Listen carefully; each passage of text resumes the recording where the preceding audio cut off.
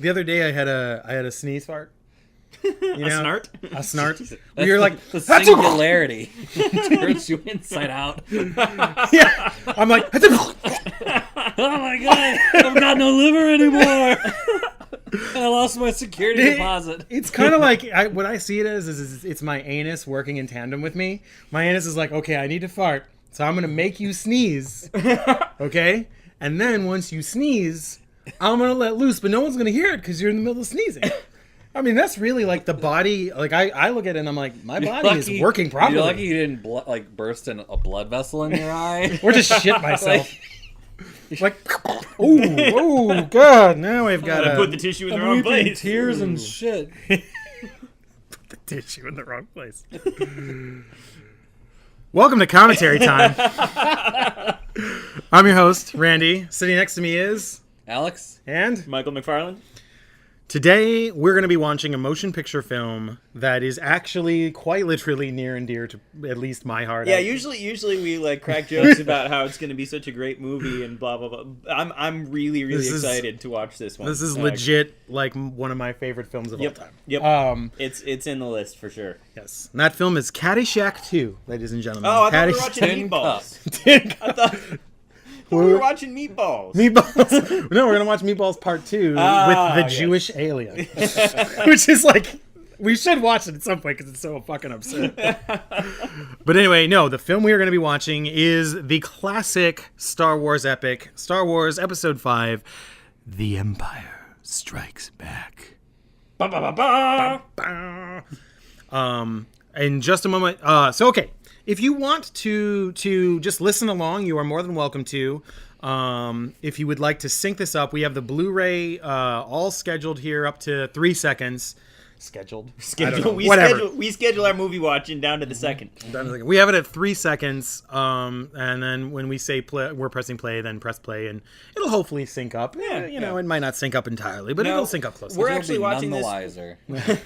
We're watching this without sound, so so we're going to be going by the subtitles, which has its flaws. Yep. But we get the fantastic subtitling of R2-D2, which completely removes any of his humor from the film. Bleep is all it says. If you've watched Star Wars and wished that damn little robot were less funny, that's the experience. That's the experience you get. Commiserate with deaf nerds, then. Yes. Boom. So in just a moment, we're going to press play, and once we press play, we'll start our commenting on the motion picture, and we'll stop telling you about how I sneeze fart. So, and how Deaf Nerd is going to be my nerdcore hip hop name. Yeah, Deaf Nerd is awesome. That's so rad. I'm keeping that. That's keeping rad. that. I Copyright. Like it. That shit should be copyrighted. Get on that, trademark it, because it's on YouTube now, so everybody knows.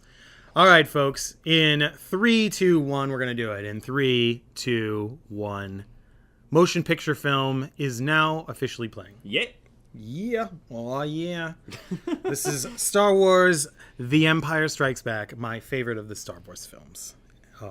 Actually, the first Star Wars film I ever saw. I might have mentioned this in the previous commentary, but when I was a little kid, my parents weren't really big movie fans, and so, like, I didn't watch a lot of movies when I was a kid, and so, like, I would go over to my cousins, and this was, like, the movie they were always watching. And this was the only... Your cousins had good taste. Yeah. That's something. For years, I legitimately thought this was the only Star Wars movie. I didn't know there were other Star Wars movies, and I remember thinking, like, it was sad as fuck, because, like, the ends like... such a depressing ending. Hey, Alex, I nominate you to read the crawl this time. Read it in whatever voice you'd like. Episode V. The Empire Strikes Back. It is a dark time for the rebellion. Although the Death Star has been destroyed, Imperial troops have driven the rebel forces from their hidden base and pursued them across the galaxy. Evading the dreaded Imperial Starfleet, a group of freedom fighters led by Luke Skywalker has established a new secret base on the remote ice world of Hoth. The evil Lord Darth Vader, obsessed with finding the young Skywalker, has dispatched thousands of remote probes into the far reaches of space. Dot. Ellipses plus a period. So, That was great. Thank you. That was I'm really thinking like about doing voiceover work. I was gonna say you got a future in radio. Yeah. you have passion right there. I could feel the passion. I've got that fiery conviction. Latino blood. He's like Antonio Banderas. We apologize to our Hispanic listeners. Fiery blood is good. We're arguably the worst. Alex, Just edit it out. Make like a beeper. he's boop got more noise of or the something. lukewarm Latino blood. Lukewarm. It needs to be microwaved a little bit. It's not so spicy. Needs a little cayenne. Here we go. Probes. Right out of the Star Destroyer's vagina. I've always thought that the noises these probes made sounded. No, Oh yeah. It like I've tried to figure out what they're saying. It sounds enough like words. It does. Like it sounds almost like prepare your defenses, which is a terrible thing for a probe droid. It's cool looking though. Yeah. No, the design of these look like this should have been the design of that torture sphere. I really think this was kind of a upgraded version of the torture sphere. Like the first torture sphere you see in episode 4 doesn't work really all that well. It looks really stupid and clunky. But this one, I think that was the idea, was we're going to fix this and make it look better. This is the first one that Lawrence Kasdan worked on, helped write. I think he co-wrote it. For folks out there who haven't, I don't know that I've mentioned this before in previous commentaries, but I kind of view Lawrence Kasdan as sort of the secondary father of the Star Wars universe, and I believe that Kasdan brings a lot of the philosophy and the heart of Star Wars to life. And really you see that, like, everything you kind of love about Star Wars. There's a lot of things I love about the first Star Wars, but episode 4, obviously, but this one I really feel like this is the things that people really genuinely believe. The thing that makes Star Wars not just a movie that people like, but like almost a religion, something that people follow and believe in. It comes from this movie. Oh, absolutely. This is where the part of the mythology that you really grab onto that really sticks with you. It comes from this film. So while What the hell? while I love this film, that's some pretty impressive sneaking. Yeah, this like snow monster just walks up and smacks Luke in the face. Like he's like, "You're dead." Yeah. That was just accomplished by the mumble from. Can't these Jedis, they can sense like thousands of people dying on a planet like really far away, but he couldn't find like a wildebeest come up and smack him? He didn't sense that? Like, Nope. I like the fact that's a wildebeest in your vocabulary.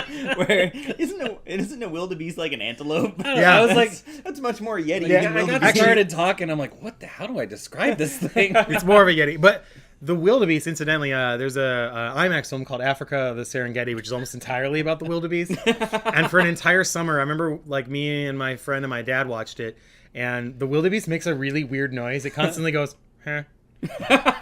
It's the most sarcastic And of so, like, the quadrupeds. the whole documentary is like about the wildebeest like traveling from one place to the other, and like there's like thousands of them, so it's just like so when you mention wildebeest, I just can't help but think of that. This is Han Solo, Harrison Ford. Harrison Ford unfortunately just went on to do pretty much nothing after this. Yeah. It's a shame. He was really good. He'd have been a good Indiana Jones. I think he would have done well. I could see Yeah. him wearing that hat. I think he could. I think he could pull it off. That guy's like got like sucrets on his.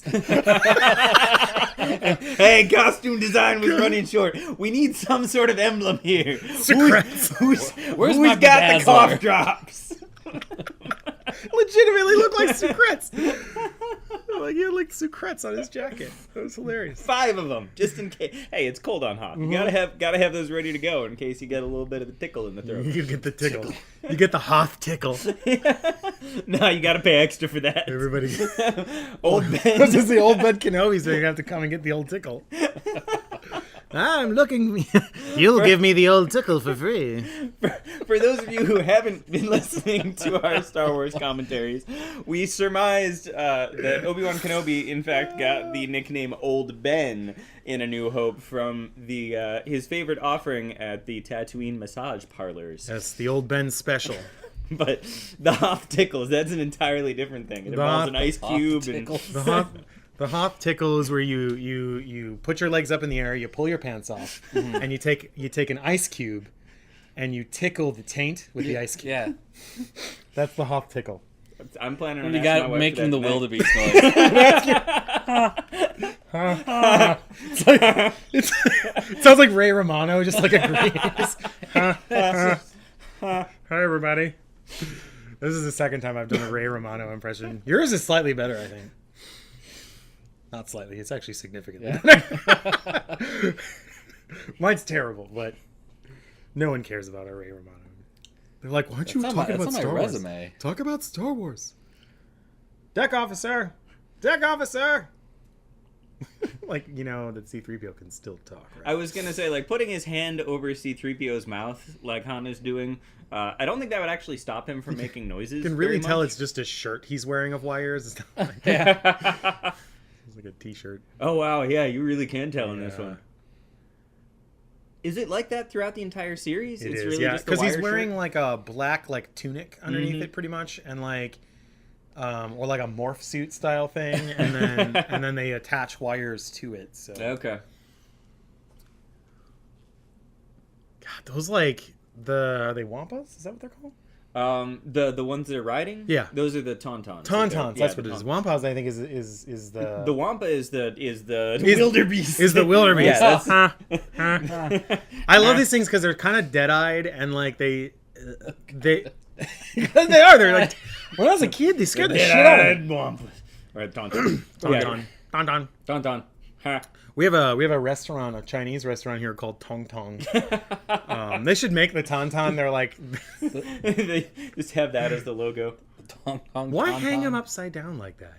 I'm sure there's a reason. This is what I've been what I've tried to figure out the entire time is how exactly you manage to stick him up into the roof of your ice cave. Does this thing make ice? That's what I'm trying to figure out. These are like, some of the additional scenes that they shot for the Whoa. special edition.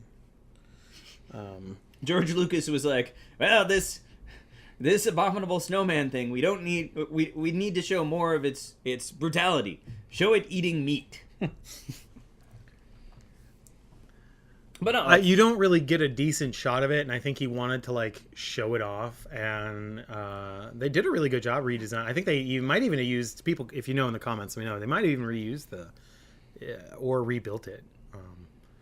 I mean, it Close your as eyes. as opposed Focus to on your sister and how much you love her, and how hot she is. how hot she How is. hot she is. That Use moment that you heat had, to melt the ice. she gave you the Hoth tickle. But no, I imagine like Grr? so he's like 8 feet up in the air Yeah. with his feet stuck into the ceiling and like frozen there. He's gonna cut his. I just said Han. Luke's gonna cut his like legs off here, and Yeah, I really. I lost my arm, guys. You dick! It'd be really sucky if like more of those things came out after him. Like there's just one. There's like 20. arm? Like a whole family of them. This jerk did the Roger! I just wanted to hang out with him. I just love him. I was gonna hug him.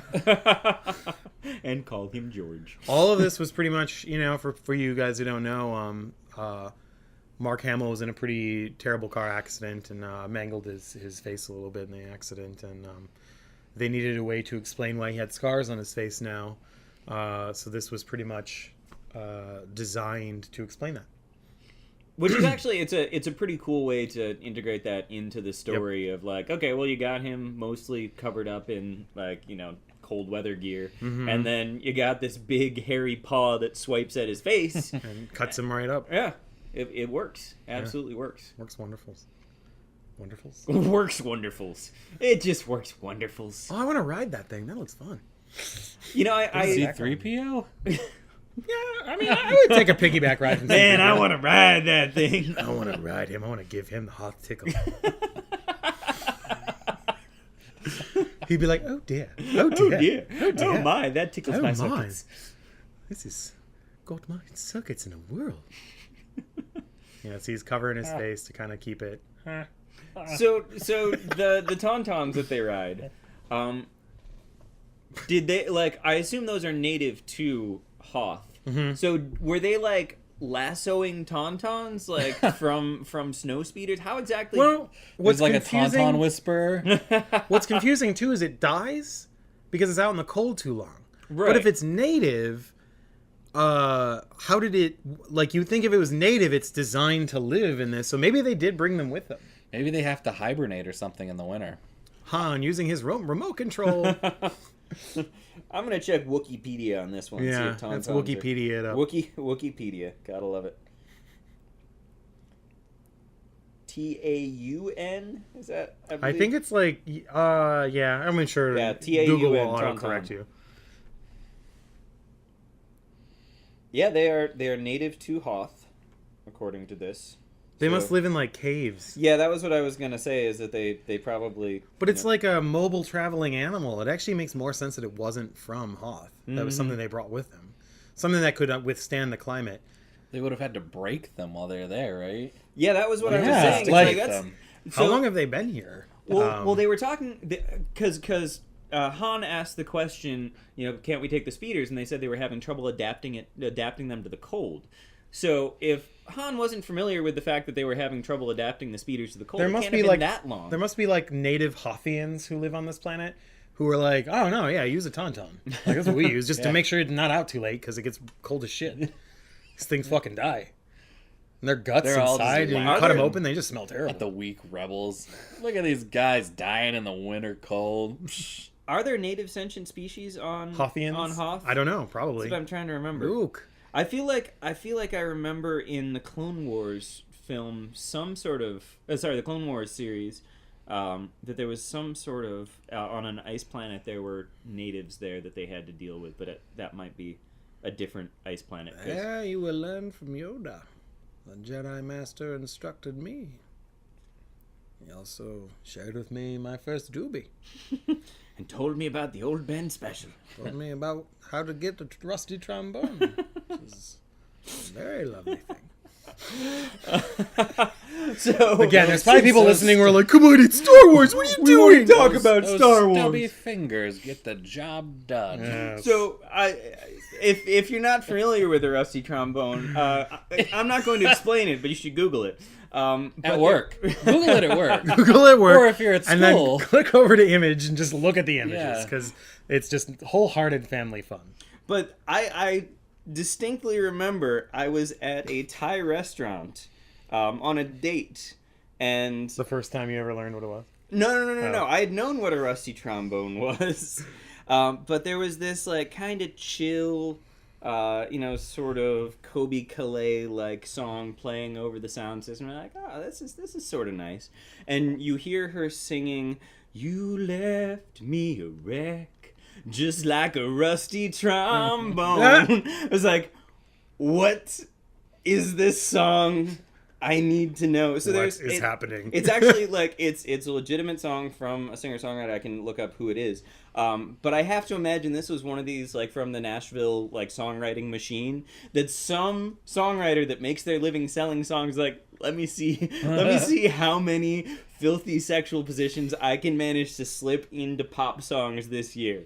Let's see what we can make happen. That's amazing. Left me twisted up. Just had the awesome the Italian scene. hanger. The one time that you see Han Solo wield a lightsaber, and he cuts open the tauntaun, and the stuff that spills out of the tauntaun is like the stuff of nightmares. Disgusting. Jon Favreau's in this movie. The song is called "Raincoat" by Kelly Sweet. If you are interested, it can be found on the internet. Google it. These are like diet Millennium Falcons here. These ships kind of have a Millennium Falcon-y look. I believe this is Wedge. I can't remember the name of him, but yeah, I believe that's Wedge, who's Ian McGregor's uncle or relative. Don't quote me on it. He's got like bubble. There's like literally bubble stuff on him right now. Wrap. Bubble wrap. This is the 80s, folks. This is a time of... Yeah, I mean, this is like original Star Trek quality prop making right here. Well, we got some secrets and some bubble wrap. All right. Let's make it work, people. No one's going to see this movie. Who cares? Everyone saw this movie. Everybody saw this movie. Still does. Bacta. What? Little Bacta for you. I This like is the Luke in a diaper scene. In case you're not familiar. Yeah, Bacta tanks are one of those interesting things that they don't really explain that clearly in the series, but in the extended universe is like all over the place. Yeah. Like it's these tanks of liquid that you suspend people in, and it heals them faster. Yeah. Whoa, that's like a legit. Are those like actual scars then? Yeah. Yeah, I think they're. I think they bloodied him up. I think, but those are the scars. Yeah. Wow. Yeah, he got fucked up pretty bad. Almost died. Jeez. Mhm. Yeah. Could you imagine that? I mean, like Luke just wouldn't be in Empire Strikes Back. It would just be like, oh, Luke died. Be like, oh yeah, the main character, Main character protagonist, on board. Yeah, he's dead. He's gone. He's dead. We recast him. Leif Garrett is playing him now. Yoda's gonna pay you. I was trying to remember his name. And I was, Yoga? Yo, no, yo, that's yo, not yo, right. Yoda. Oh God, I can't screw this one up. People in the comments will never forgive us. You're gonna hunt me down. They're gonna hunt you down and then So at if- you on Twitter. Yeah. If Mark Hamill had died, who would have been of this era? Who would have been the best person to recast him with? I think they wouldn't have recast him. I think all of his stuff would have gone to Han Solo. Okay.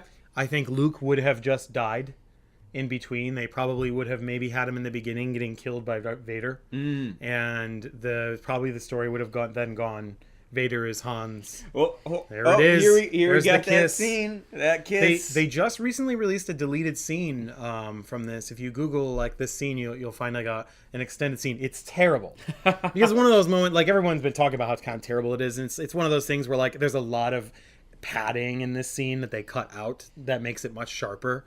But there's like a moment where they almost kiss a little more privately, and like R2-D2 comes in and stops it, which is kind of a funny thing because it's like, oh, did R2-D2 might have stopped because he knew it was He might have known what was going on. He knows the story. They don't know at this point? They do not know. Oh. They will not know until Return of the Jedi. So and I believe the new trilogy is actually, it's mainly an awkward sex comedy of like two siblings dealing with the fact that they made out. Yeah. That's the Force Awakens. Yeah. The Force Awakens is It's about that night when him and Leia. I've called it the Force now. I've done terrible things. That's why Luke falls to the dark side. He's just really, really upset and sad about that one night with Leia.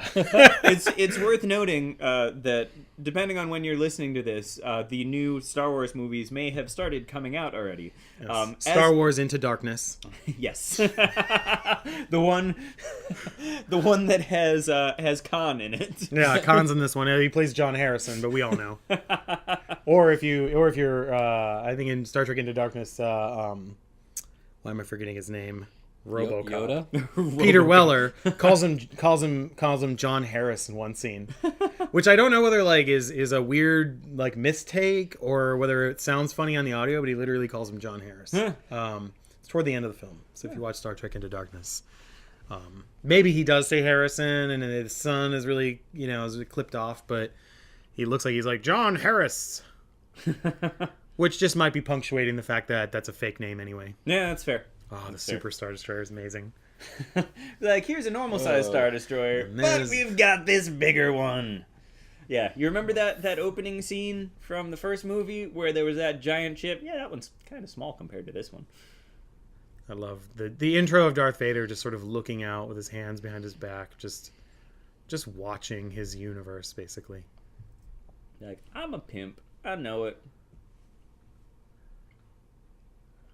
Yeah, so the new Star Wars trilogy, the first one has not come out yet, so Force Awakens. there's all kinds of speculation on our part of what's going to be in it. So at the time of recording this, I understand. my phone. Oh, I must have accidentally triggered Siri, and then Siri wrote down everything that you just said. Sorry, Siri. Let me ask Siri if she's seen Star Wars. Have you seen The Empire Strikes? Check it out. Shut up, Siri. Have you seen The Empire Strikes Back? Okay, I found this on the web. Have you seen The Empire Strikes Back? God, Siri sucks. Siri, what noise does a wildebeest make? It says noise Siri. What does Let's see. Okay, I found this on the web for what noise does a wildebeest sounds? Let's find out. Here we go. You guys keep it going, Juan. Yeah. We just saw we actually literally this week, at the time we recorded this, the trailer, the final trailer for Force Awakens came out, so we're pretty stoked. Yeah, we actually just watched it like right before we watched this film. Yep. And I'm really, really excited about it. So if it's the future and The Force Awakens has sucked, don't let us know here in the past, because we're still excited. Yeah.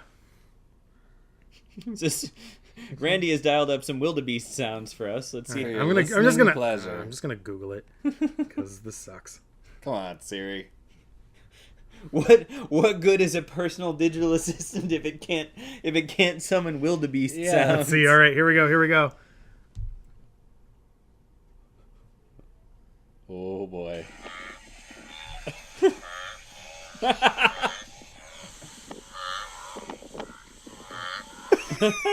So they're all like, It's like people at a fraternity greeting each other. it's just like a bro Mageddon going on right there. Wildebeest are just the Serengeti's biggest bros. Are wildebeest actually on the Serengeti? Yes. Oh, excellent! Hey, I got a piece of geography right. The documentary on IMAX, if you ever want to look it up, folks, is Africa, the Serengeti. All right. It's actually a really great documentary. I learned something in geography class. I love this chamber that Darth Vader is in. It's crazy. It's just sort of this is like, so he can survive. Like, he doesn't always wear the mask and everything. This is like an oxygen chamber for him. I would love to kind of, I would love to sort of find out what he does in here. Not like dirty stuff, but just like, I was gonna say, My pod is rocking. I got a couple there's guesses. a sock on the pod. Don't go in there. No, I mean, like, does he sit there and just meditate? Oh, I love him just killing this guy right here, just killing his orderly from afar. Yep. If I were Darth Vader, I would just be sitting there choking people like all the time. I would just just like phantom choke people and have no idea that you're doing it. But no, I like the idea that like the helmet comes off and he's just wallowing in his own pod, and it's just darkness and sadness, and like he's in complete misery. And that's like a place where he can. It's not really just about the oxygen; it's about being away from everybody because he's so filled with despair. I imagine it gets pretty smelly inside that helmet too if you're wearing it all the time. So his skin's like half decaying, and yeah, I mean, yeah, I can't imagine that Darth Vader smells good. Like that's something. No, he smells like Axe body spray. He's like, he smells like a wildebeest. He's like, let me sit in my smell cloud. So, okay. So you mentioned that Picturing other things he's squeezing from afar. Yes. Well, that's an entire. So Alex just made with his hands the shall we say the honk motion. The honka. The honka motion. Honka. That other things that Darth Vader might do with his force powers. I was wondering what percentage of Darth Vader's below the waist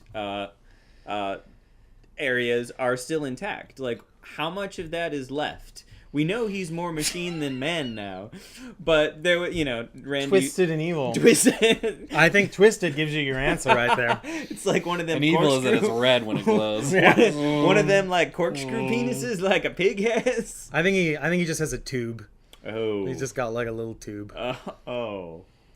That's sad. Yeah. Because you never see him have any interest in, the ladies of the Empire. Well, I think he's so... Well, one, you don't see any ladies of the Empire on there. There's like no women on that ship. But two, I don't think he's so filled with this. He's like literally fueled with despair.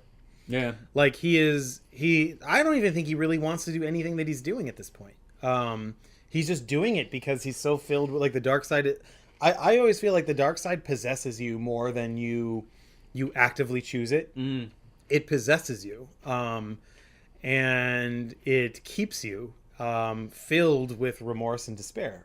I mean, that kind of goes along with the portrayal in Episode 3 of his transition. It wasn't really like it's that not he was really evil. deciding to be a bad guy.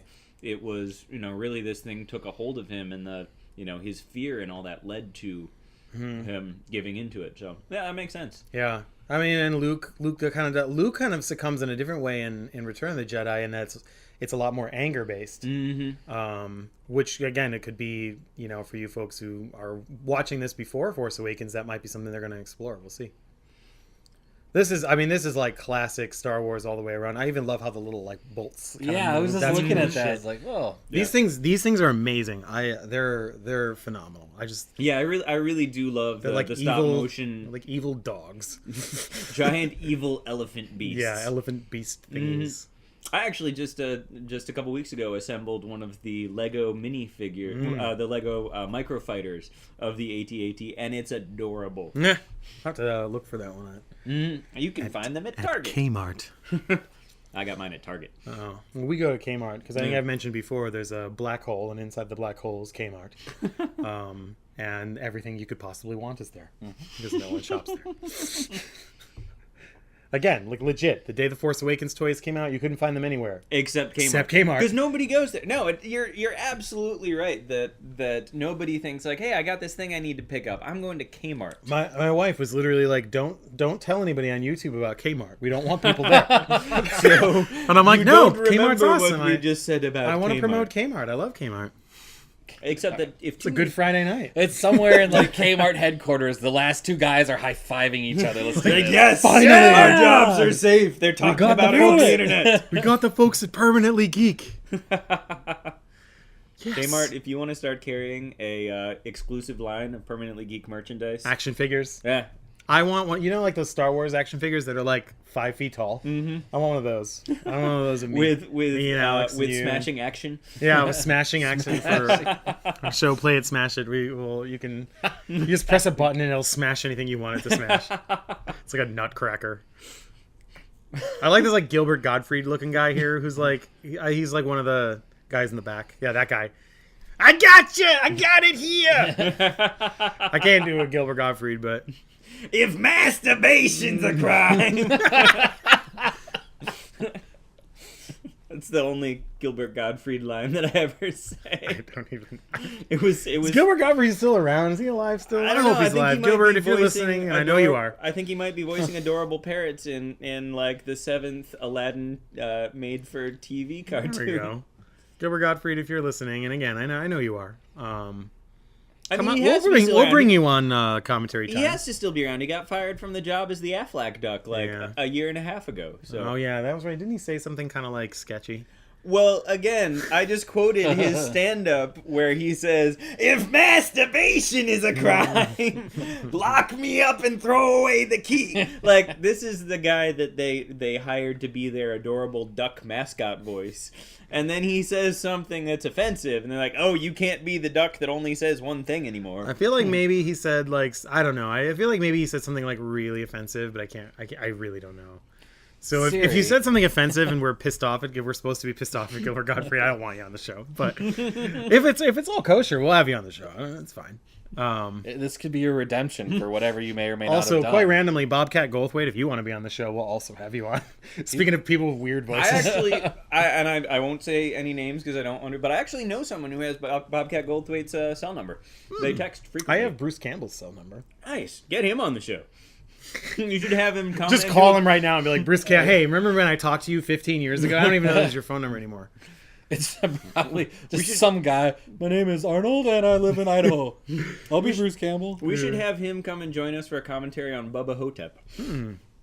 I interviewed him many years ago, and he gave me his cell number to call him, which was a really kind of awesome, surreal thing. I still am a huge Bruce Campbell fan, and it was so weird because like we talked on the phone, we did the interview, and I started just asking him kind of questions about just random like movie stuff, and we talked for like 2 hours. Really? And so much that my phone died, and my phone battery died, and then he called me back on my cell phone so I could keep talking to him. So That's awesome. Bruce Campbell, if you're out there, that was one of the most maybe one of the more memorable celebrity experiences I've had. Yeah, he seems like a guy that it would be fun just like he was hang out with for an evening and he just was bullshit. He was really, really nice, and he was very like accommodating and very he gave a lot of really good advice that to this day I still kind of heed. Nice. So Very cool. He told me to throw out the first. I told him I had a script written. He was like, throw it out. And he's like, when you write the next one, throw that one out too, because they're both shit. He's like, they just will be. Just keep throwing them out. Job done. He said sometimes you might throw out 10 of them before you get a good one, but you just keep going until you get one that everybody gets behind. So Bruce Campbell is your spirit animal. No, my spirit animal is the white moth, but mine's the liver fluke. Michael, spirit animal? Oh, the wildebeest. People like to talk about Star Wars. That's why I'm listening. I want to know more about the Star Wars. They're shooting at each other. They're shooting at each other. It's an awesome scene. It's one of the best scenes in the entire fucking trilogy. No, I love this. No, it is. It's actually one of the best scenes in the entire all 6 films, and arguably up there as one of the best scenes maybe of all time, actually. Yeah, the Battle of Hoth is really just a beautiful, beautiful piece of classic special effects work with the combination of the stop motion and the compositing and all that. It's phenomenal. Pretty much every single video game about Star Wars has the scene too. I had the Atari 2600 game, which is just this scene. That's literally the entire scene is this. If you're folks out there, you listen to or watch JonTron. JonTron had the best thing in that the graphics are so rudimentary that it could just be like bird versus camel. You can't really tell. It's just sort of like random stuff, and like, it looks like the Imperial Walker, but it also could look like a camel. Yeah. If you didn't know what an Imperial Walker was. But it's incredible because that's an era where, like, a video game was one scene from a movie. Mm-hmm. There was a few that were ambitious. E.T. And Raiders of the Lost Ark were actually really ambitious Atari 2600 games. E.T. being notorious for being, considered one of the worst games of all time. Truth be told, it's just a really ambitious game. And it's flawed because it was programmed really quickly, but it actually isn't really that bad of a game in terms of, like, if you really look at like the mysticism of like how they put everything together, like, it plays like a kind of a role-playing game now. It was just in an era where like games were bird versus camel, you're just flying around and shooting. Did you watch the documentary on when they dug them all up? That was amazing. That was so cool. I felt so bad for that guy. Yeah. Whatever his name was. Should also check out Angry Video Game Nerd the movie. Oh. Angry Video Game Nerd comes up with a really fun theory as to why they're all buried there, and it's a really fun movie. If you're out there and you haven't seen it, check it out. Maybe one day we'll do a commentary for it. I don't know. I don't want to piss him off. I was gonna say that, like, commentary on another guy who does commentaries on video games and things like that. That might be lower down the list. That's gonna. Yeah, that's maybe after I don't know. Look Who's Talking To. We'll get to it. But no, I really actually like that movie. It got a lot of shit when it came out because it's kind of a cheesy movie, but that's kind of what I like about it. It was intentionally cheesy. It's a very low budget kind of goofy movie, as opposed to this, which looks. This one in particular, I think, just looks epic. Irvin Kershner directed this movie. Rest in peace. He also directed RoboCop 2. Those are the only 2 movies I really know anymore. Knowledge exhausted. He directed the mean-spirited RoboCop. I like RoboCop 2, but it's a very mean-spirited movie. I at one point I had the RoboCop box set, and even though she had never seen any of the movies, my ex took it when we split up. I have no idea why. She's like, and I'm taking RoboCop. It was really kind of like she loved all of the hell? Films that she loved. Like, I have a copy of A Chorus Line. I don't know why I have a copy of A Chorus Line. Why would she take RoboCop? But she took my RoboCop box set. No one should ever take your RoboCop box set. I know. God, the robot in RoboCop 3. Son of a bitch. We just saw Tomorrowland recently, and somebody found it appropriate to bring like that robot style back. The robots who get like they hit them in the face and their jaw like bends and stays that. I hate that. That stuff makes me feel so weird when I see it. I'm like, I don't like how it looks. I did really like Tomorrowland. It was a mess, but I liked it. It was a good mess. Apparently that's R2's language right there. We're seeing it. Yeah. Luke knows Why it. does he have his own language? Because he's a droid.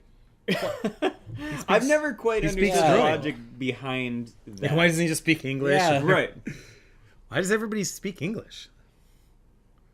Galaxy far, far away. Did we come from this place? Wookiees don't speak English. We know that for sure. Yeah, they have like kind of weird vocal cords. And I we think I know mentioned there's an audiobook where there's not audiobook, but Extended Universe. yeah, I think it's a Timothy Zahn series has like a Wookiee that speaks.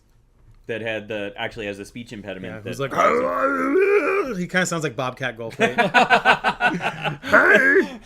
And we're back to Bobcat Goldthwait. Seriously though, Bobcat, if you're around and you want to be on a commentary with us, you can fly from wherever you live to Ohio. So We're not going to pay for it. You have more money than us. Trust According to my friend who shall remain nameless, that has Bobcat's phone number and texts him frequently, he's a super nice guy. Hey, seems like he'd be a really nice guy. Super nice dude. He's not going to like me. I wrote like a negative review of one of his movies. Womp womp. I feel bad. Sorry, Bobcat. Nothing against you. I love you. You're awesome. I grew up watching Police Academy movies. See, I would love to see a movie where he and Charlie from Always Sunny in Philadelphia play a father and son, because I Oh feel my like god, why haven't they made that movie? I know. Tell me that's not the most perfect casting ever. And they have to like compete against each other. I want to see them compete Yeah, against like a each other. sack race or something. Oh, yeah. Hey, everybody! Like a rap battle. Charlie Day! Whoa! You're my dad! Yeah, I'm your dad! Let's go to the bar and drink! Okay!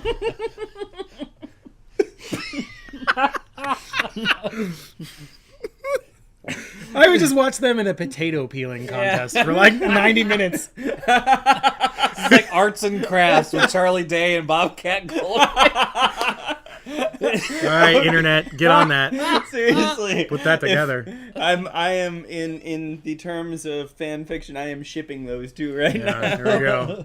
Oh, and here we are, the asteroid sequence here in Star Wars Episode VII, The Empire Strikes Back. The movie we're currently watching. Yes. You're all like, come on, stop talking about Bobcat and just talk about Empire. I love this movie. I love this movie too. I really I want do. my opinions validated by your enjoyment of the film. This is one of the best films ever, which It is is one of why the- I'm really not making fun of it like I usually do, and instead I'm talking Just about Bobcat talking about Goldthwait. random bullshit. God, it's so good though. Like this, I mean, there's so many iconic moments in this movie. Like more, I think, even than the first. Like the first. Like, I mean, I don't like the. I know there's be people who'd be like, I love this first. For me, I mean, this one, I actually, when I was a kid, I'm not gonna lie, I actually didn't really like it because it scared me a lot because I was really little when I saw it. Okay. And it's got a dark ending. I didn't. It was you know. dark when Han Solo's frozen in the carbonite. I hated it. It scared the hell out of me because it was really the first thing I'd ever saw that had a death in it, and I didn't really, I'm so young that at the time when I saw it, I didn't really understand death. Okay. And so, for me to have Han Solo be frozen in carbonite, I didn't start watching Star Wars. I saw this movie probably when I was about 3 or 4 years old. Some of my earliest memories, and for me, it was like Han Solo in carbonite was Han Solo died.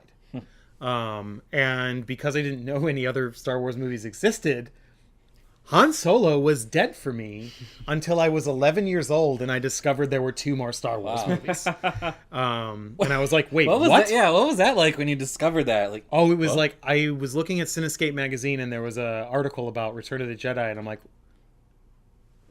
what the fuck is Return of the Jedi? What is this? Han Solo's alive? He died! They put him in a thing and he died! It was amazing. It was like I went down to in Painesville, Ohio. I went to Morley Library with my dad, and I rented Star Wars and Star Wars Empire and Return of the Jedi. I rented all 3 of them actually, and watched them in sequence, and was just like, I was like marveled by them. I immediately, like, for Christmas, I got my Christmas money and I went out to the store and I bought all of them on VHS. And it was really one of the, it was a really big moment for me. It was like, holy shit, this is like a thing. And I was really into it. And it was like a period, there was for anybody who grew up like in the kind of late 80s, early 90s, Star Wars was actually bordering on unpopular at the time. And it was something only nerds were into. And so I remember being like made fun of for liking Star Wars. And then I did student teaching in 99 when Phantom Menace came out. I was my senior in high school, and I was doing like, for my senior project, I was student teaching. And all the kids were like into Star Wars, and like no one was being made fun of for liking Star Wars. And it was like, wow, this is awesome. I love like now that it's like cool. And a lot of that's credited to the Star Wars original trilogy being re-released in theaters and kind of reigniting that classic fandom that had been dormant for close to 10 years at that point. And I grew up in the era where we were made fun of if you like Star Wars. You were a dork. That's really interesting. I mean, I grew up as a big Star Trek fan, and it wasn't until like the new J.J. Abrams Star Trek movies came out that even started to change, and people, that started to come around. That's been a long-standing thing of like, oh, you're into Star Trek. Now it's finally like, all right, cool. Star Trek is cool. Now, granted, I have generally surrounded myself with awesome people in my life, so therefore most of the people that I'm, good friends with, like the same things that I like, because obviously I'm right. but no, so I've been surrounded by people that were into those sorts of things as well. But it's weird seeing like average Joe on the street thinking that Star Trek is cool, and everybody thinking Star Wars is awesome. Like there's you're hard pressed to find someone who's like, oh, Star Wars is for nerds. I love in the movie. I knew I was going to remember it. Tin Cup. No, I'm going to look it up. Meatballs. Both you guys keep talking. My phone has this weird screen orientation issue, which is really annoying. But, so wait, what? Oh, he's on that... he's on Dagobah. Okay. Yeah, the swamp planet. Because, again, this, much like Star Trek, is a universe of single climate planets. There's only one type of environment on the entire planet. Never mind poles or... Fanboys. Yes, in the movie I love at the end of Fanboys, like the main character has his brother who always makes fun of him and stuff, and then when they're waiting in line for episode 1 at the end of the movie, the brother kind of comes up to him and like dressed up as like one of the characters, and he's like, oh, you're here too? And his brother's like, dude, it's the wars. The wars. I love the unifying, like this guy who's made fun of him for the entire movie is like, no man, it's fucking Star Wars. This is the shit. Because it's a unifying thing. Like it's a unique thing because it's just a beautiful universe. Here we go. This is the very first glimpse of a man underneath the mask, where you discover that he is not, in fact, James Earl Jones. No. I think that was when I first saw these, because I knew who James Earl Jones was, and I knew he was the voice of it, and I knew he was this big black dude. Yeah. Seeing pasty white back of the head there was like, wait a second, because I hadn't known the whole he's your father yet at this point. Spoilers, sorry about that. Anyone who's not aware of the big reveal at the end of this film. Yeah. But I was really confused. Like, wait a second, why is he a pasty white dude? I thought it was James Earl Jones. The director of this, and I believe even Lawrence Kasdan weren't really big fans of showing his face at the end of Return of the Jedi. And were really opposed to it. But I think in hindsight, it is nice to see him again. They were kind of opposed to it because you see him and he's kind of like in Return of the Jedi, you see him and he's like kind of like a kind old man. And people didn't really like the idea that he was, underneath it all was this like, kind of kindly old man who was like, oh, hi, Luke, I'm your daddy. He should have always kind of been, even in his death, he should have been the monster. But See, I think that it was, for me, it's just the pudginess of his face there that sort of threw me. Like, I imagined that he was sort of like Grand Moff Tarkin under there, like sort of gaunt and like pulled face, but like, almost like a Skeletor type thing under the mask, like more where he just skeleton. looks... Yeah, and I was really surprised. Like, he's a pasty, pudgy, like... There was, like, middle-aged swelling. I mean, it was like... Yeah. There was, like, a pus sort of thing. Right. I mean, it was disgusting, but it... They originally... There was a lot of discussion about that, about showing him just from the back of his head and only having Luke's reaction. Because they thought that was more emotional, because you could imagine what it is without having to see it. And just be like, wow, he's, like, looking at his dad for the first time, and it's like, horrifying. But that allows Luke to be able to sit to like without seeing him like smiling at his son. It's kind of nice to have this idea that Luke, it's okay that he dies because what's underneath is really horrible, and it's all right that he dies.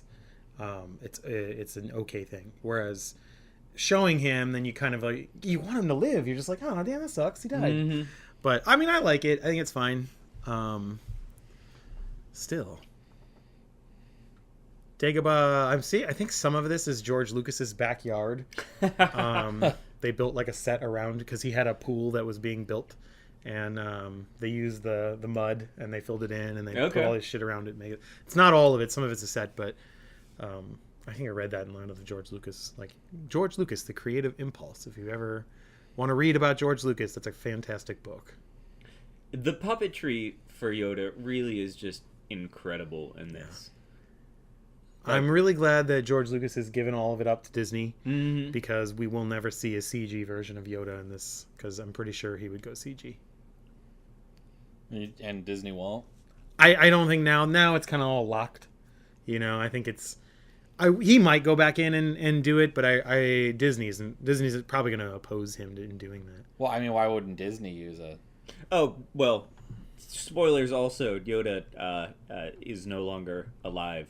The new I mean, it's not that makes a little more sense. Yeah, so what Randy was saying is like George Lucas went back and did a lot of like fixes and adjustments and you know the special editions and all that, and reworked a lot of those things, so we know for sure this Yoda is always going to look like this Yoda. Yeah, because in episode 1, when we watched episode 1, there was originally a nightmare puppet that they had to press Yoda, and then they went back and CG'd him because people were so disappointed in the look of was him. an improvement in that case. Yeah, that was the one time. But I was worried when they did that. I'm like, oh, they're gonna do it. They're gonna fucking do it. It was interesting. I put him in. I'm sure they tested it. I would love this because Steven Spielberg tested making the shark in Jaws CG. I would kill to see that footage because it was apparently so bad that he was like he changed his entire like viewpoint on that kind of stuff. He was like, I'm not gonna do that again. That's too much. And like he went, he put out when he put E.T. on Blu-ray, he was like, I'm just gonna go with the theatrical cut, not the special edition with all the added CG. It was a bad idea. Just let bygones be bygones. Let this go. Let the film be what it is. The mistakes and to, all. People continually trying to perfect it. There's a fantastic speech in Almost Famous. I love that movie. I think it's in the untitled in the director's cut in the longer version, where the guy talks about the musician tells the kid about it's the mistakes that people love. He talks about how like there's some famous musician who like misses his chord on stage, and like that becomes a thing everyone knows because it's off. It's a little different, and like I remember that exact thing. It was some movie about the Jackson 5. Yeah. And it was when Michael Jackson, when he was still very young, was recording the vocals for one of the songs, and he missang a lyric as "just look over your shoulders, honey." And they kept it in, and it was a similar sort of thing like that. No, it's great. Mistakes like that are perfect. Or the most famous one where Elvis Presley is like, there's like a woman like flashing Elvis while he's singing "Are You like lonesome tonight?" and he starts laughing. I've never heard that. That's amazing. If you never heard that, folks, he can't stop laughing. The whole and like they play it on like the radio. They play it on oldie stations where he's just like, "Are you?" You lost him. He's like laughing his way through the whole damn song. It's like my favorite Elvis song. But no, it's those imperfections are really like I'm a It's the musician, little things. and my least favorite record of the solo records that I released is the one that I spent so much time going back over and over and trying to make it perfect, that it sucked a lot of the life out of the recordings because it had just been so overworked and polished that by the end of it, like I much prefer the records that were made in a few days and were just allowed to be what they are. Yeah. So when I edit, I try to, when I edit things, I always try to kind of just sort of edit, and I have my style is very, very much like, all right, this is just going to cut this together, and I'm going to let it be a little loose because the tighter you make it, the more I think the life leaves it. And so, and this is a fine example where, like, there's a lot of character beats that I think, like, nowadays when we tighten a movie, like, it gets tightened and it tightens to such a point where, like, little scenes get lost. Character development, and this is a fine example of, like, this entire movie is character. Like, it's there isn't really a lot of plot going on. Luke just went to Dagobah, and they're trying to get away from the Empire. That's the plot of the movie. There's not a whole lot. I love that. The asteroid hits the ship, and then the guy disappears. That one He died. He's gone. He is dead. And this is letting you know it's technology by flickering. Technology. But no, my At least they're in color, though. Yeah. Oh, it's an upgrade in the holographic projection technology. Yes. Not quite 1080p, but Jason Rubel, the guy who produced my last two records, we were talking about mixing of music. And he said, like, there's some people that when they're doing a mix and they get to the point like, oh, it just needs to be like 0.1 decibels louder. They feel like they're that's when they're in the zone and they can really make things right. So, like, that's the point when I feel like I can make those kinds of adjustments. That's when I quit. Yeah. Because I'm doing too much. If I'm making a 1% adjustment in the volume of one of the tracks, there's a great that means that I can't hear the song anymore. Yeah. So. Here's is this our first time we've seen view Palpatine? Of the Palpatine. There was originally played by a different actor, and then they around the time they shot Episode III, they filmed this little bit, and it doesn't really work. Yeah. The original guy, you couldn't really see the Emperor before. He actually looked like he'd just been in a prize fight, and his eyes were all like swollen. And I think that's why Lucas went back. But I mean, now it stands out like a sore thumb because the footage doesn't match. Yeah, it looks too clean. Yeah, it's way crisper than the crappy holograms we were just looking at. They should have shot it with like a VHS camcorder and then given the effect to it. Yeah, because that would have made it. That's probably what they shot the other shit with. So like to make it look a little more like a radio wave or something. It's not bad, but you can really tell that Palpatine here seems a little like he doesn't even really want to do this. Like, all right. Like, I get it, but it is a frustrating thing. Oh, he lives in a hobbit hole. How did Luke get in there? Like, look at that fucking hole. It's like a foot and a half. Like, army crawl his way in. Army crawled his way in. He's like bone dry when you see inside. R2's like, can I come in? I can't though. Was R2 gonna like short out? I never noticed that R2. You can see him in the corner. Yeah, he's looking into.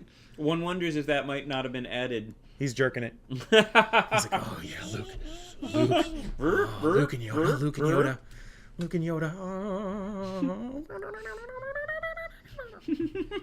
He's like, he doesn't masturbate to Luke and Yoda. Stop ruining Star Wars. And besides, before when you were talking about R2 masturbating, he was plugged into other. It says he's not just plugging it into the mud right there. Just. I cook. Make a hole in my wall that way you will. This fascinating because there was a documentary I watched about this movie many years ago. I think it was called From Star Wars to Jedi.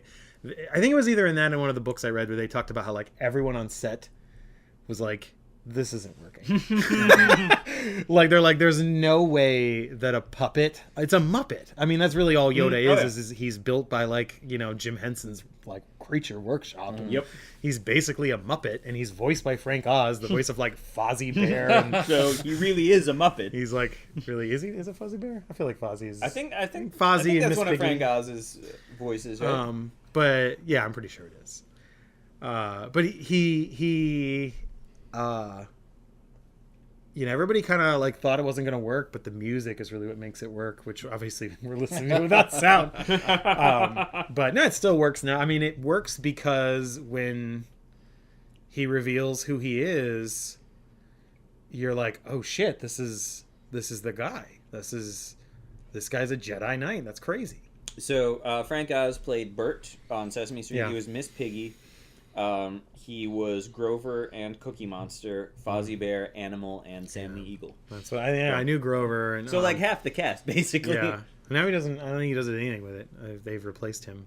Well, didn't he pass away? Frank Oz? No. Frank Oz? No, he's still around? Frank Oz was really opposed to the Jason Segel Muppet movie, and Okay. He just didn't really want to be a part of it. Yeah. Fair enough. And they were like, okay, we'll just replace you because that's easier and cheaper. Oh yeah, he is still alive. It's really funny. The internet tells me so. It's really funny because his voice, he does sound a lot like the Muppets. He does. He's in the movie American Werewolf in London. He plays like the U.S. ambassador in American Werewolf in London. Good film. I remember the transformation special effects in that are phenomenal. Amazing movie. We'll have to do a commentary on that one. Absolutely. We just watched it actually not that long ago. But in that movie, like I love when I show it to new people because I'm like, you're Frank Oz. That's Frank Oz. And then he immediately says, hi. And he's got like the most obvious Frank Oz voice. And like, he's just sort of, I mean, every time everyone's like, oh my God, like all I can hear is Fozzie Bear. Oh God, the you will be. You will be. Do you ever notice that Yoda looks like Bill Murray? In that scene or in general? Like in general, particularly like Bill Murray now. Yeah, Bill Murray nowadays. There's a definite like Bill I've Murray seen when a this bunch of came different people out, talk about not that. so much, but nowadays, absolutely, there is a resemblance. I'm googling it. Bill Murray, Yoda. I want to see if there's any. Have they ever been seen in the same place at the same time? Yeah, there's like is that images. If you Google Bill Murray Yoda, you will find images of Bill Murray's face like superimposed onto Yoda's, God. and my God, is that disturbing? Holy crap! Yeah, I love it. What the hell is coming up here with these folks at home? You should Google Bill Murray Yoda and just look at the images because they're hilarious. It's worth 30 seconds of your time. Do it. Yeah, Go into incognito mode. Turn safe search off. Take your pants off and have a good time. Google Bill Murray Yoda. I like this Bill You'll Murray. thank me later. Bill Murray Mona Lisa. Well, I'm not even gonna put a picture up, folks, because I want you to Google Bill Murray Yoda. Just do it. You won't be disappointed. God, Bill Murray. We're just Sorry. looking at the I'm Bill still Murray looking at these pictures. Oh, it's amazing. We're watching Star Wars: The Empire Strikes Back. Featuring Bill Murray. Bill Murray. Bill Yoda. Murray as Yoda, voiced by Frank Oz. Voiced by Frank Oz. These things are so creepy looking. Oh, the Minox. Oh, Which is God. weird. I don't think we ever see Minox in any of the other. Are they in? I think they're in the Clone Wars, but Yeah. in the films, this is the only time. I'm surprised George Lucas didn't just bring out Minox like in some random bit in the prequels. The Minox. This again is one of those moments when you're like 3 years. I saw this one again. I was like 3 or 4. And it scared the shit out of me. Oh yeah, it's fucking terrifying. And the penis monster that they're in. They're like inside a penis monster right now. Yep. In case you're not aware, you're about to see them emerge from the penis monster shortly. They're gonna shoot out of it very quickly. Yep. Kind of like a sort of a quick sort of evacuation, so to speak. Evacuation. Yeah. Ejaculation? Yeah, Is they that the might word you're looking they for? kind of like really quickly sort of ejaculate out of this penis, Evacuation. and then the penis tries to eat them. That's terrifying. Can you imagine coming and your penis tries to grab what's coming out back as it happens? Only every day of my life, Mike. That's the stuff of nightmares. Every You time. have terrible superpower. Like, Yeah, what's you- your superpower? You can catch the jizz as it goes. Superpower is that superpower is that my penis grabs my jizz after it comes out. That's some serious like kung fu like Some monastery, that's what they're training for. Yeah, it's like, hi! I would love to have been the guy in the Oh, I special never effects get to eat department anything. that gets to put on the mitten and like Someone probably. Why don't they have oven mitts that are like that? Oh, I monster? guarantee, My I God, they need guarantee to, come on, that Etsy, get on that. somebody- Yeah. What do we know what that creature's called? Does it have a name? Penis monster. Penis monster. Yeah. I'm not googling penis monster oven mitts. I am googling penis monster. See what we get, folks. Folks at home, they were like, "Is that all you do in this commentary? Is just Google stuff? And make jokes about Make it. jokes about it? God, you guys suck." Oh, Yep, that's pretty much what you do. yeah. That's what we do. Oh my god! No, put that away. Oh my god! Put your penis All right. monster away, Randy. All right, penis monster is not something you want to look up, folks. Do not Google penis monster. Do not, Ugh. unless you. We do it so you don't have to. What in the hell am I even looking at there? Maybe you should Google penis monster, folks, and let us.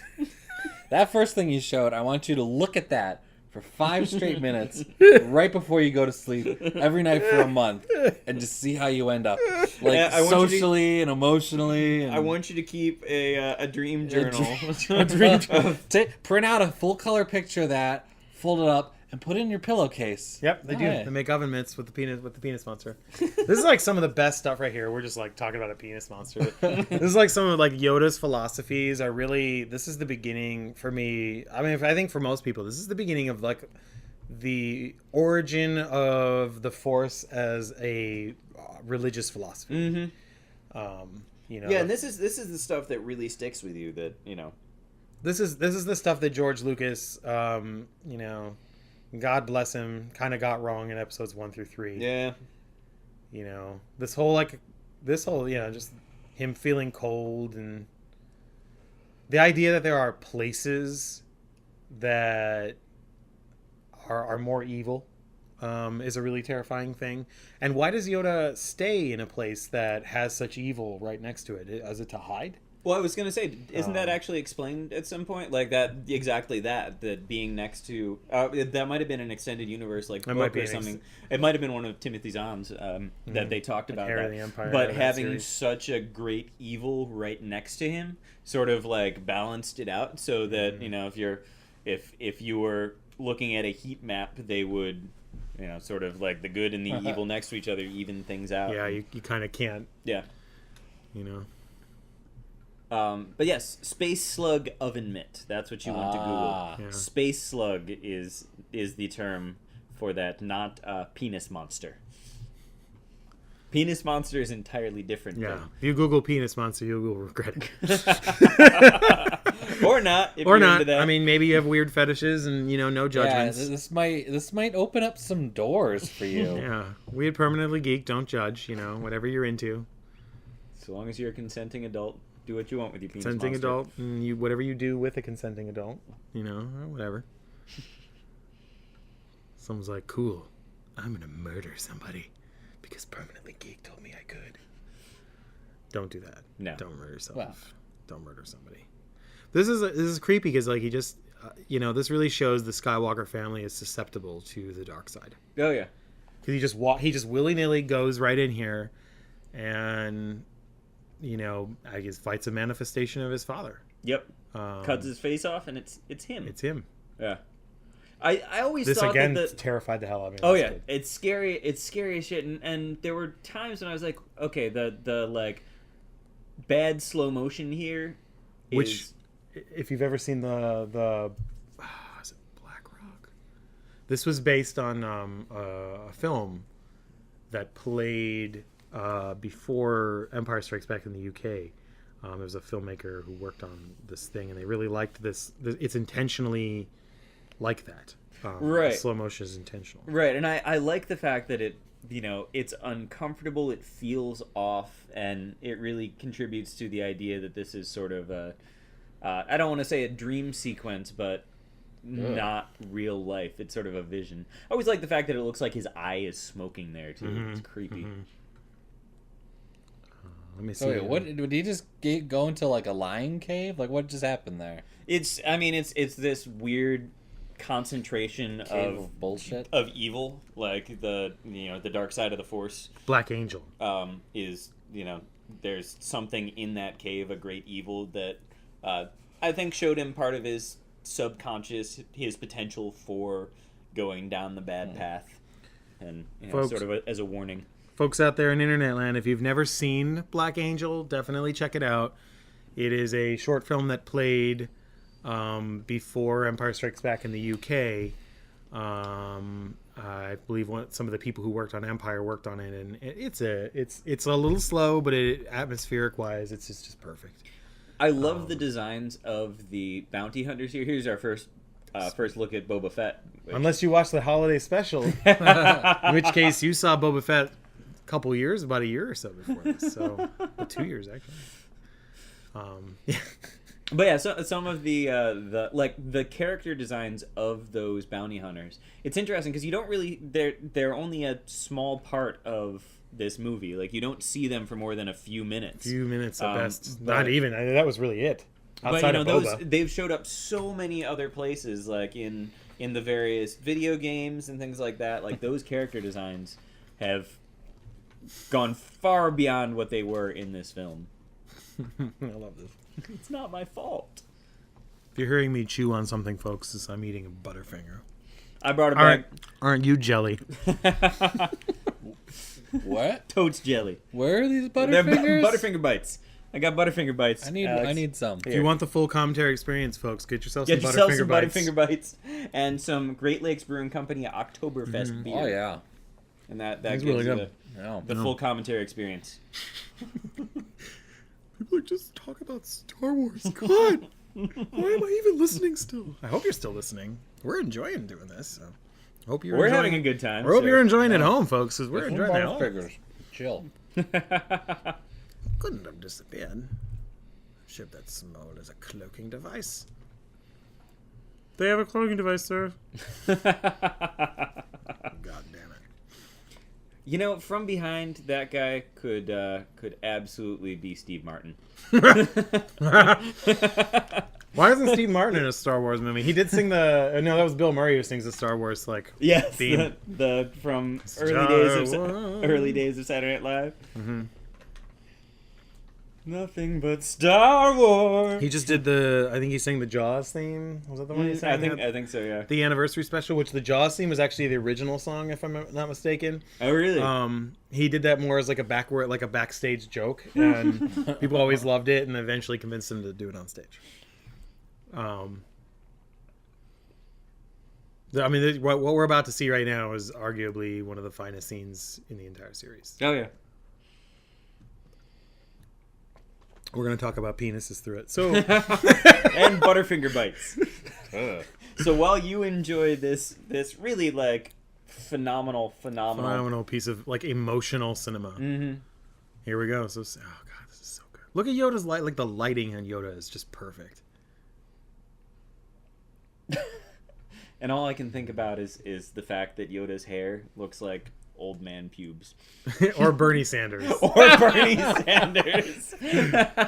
Well, you folks listening to this in the future, Bernie Sanders was a Democratic President Bernie Sanders. President Bernie Sanders. At least it's not President Trump. Also, Look at Yoda's kind eye. of Yoda's like puby creepy. hair. Yeah, he's kind of puby hair. You know, Yoda, I always assume that there's some sort of swamp weed that he's smoking because Yoda comes across as a total stoner. Mm-hmm. He is. Originally voiced by Cheech Marin. That's not true, folks. Doberman Look at his is. eyes. He's just like, holy shit, he's doing it. Blip, blip, beep, beep is exactly what... Even R2 is getting excited about it. Getting revved. Oh, it's like when my cat goes to sleep. That's like the look that Yoda's got the Slightly cat. disappointed. Like, No, we're just gonna go back to sleep. What? Oh. This is amazing here. Just because this is if you weren't buying the puppet before, I think this is the moment where you're like, oh shit, okay, I get it. Size matters not. Judge me by my size, do you?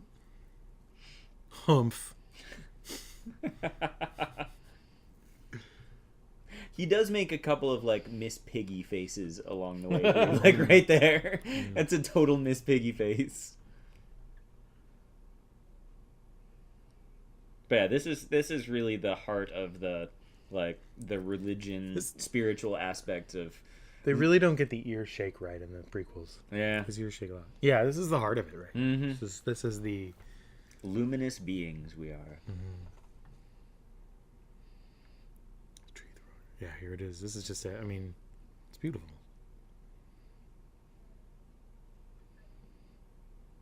As evidenced by the fact that we're not making penis jokes. Yeah, we're just watching it intently because it's beautiful. I remember the last time I watched this movie, I was just like, every time I watch it, I'm just like, this is what's missing from the prequels. Mm-hmm.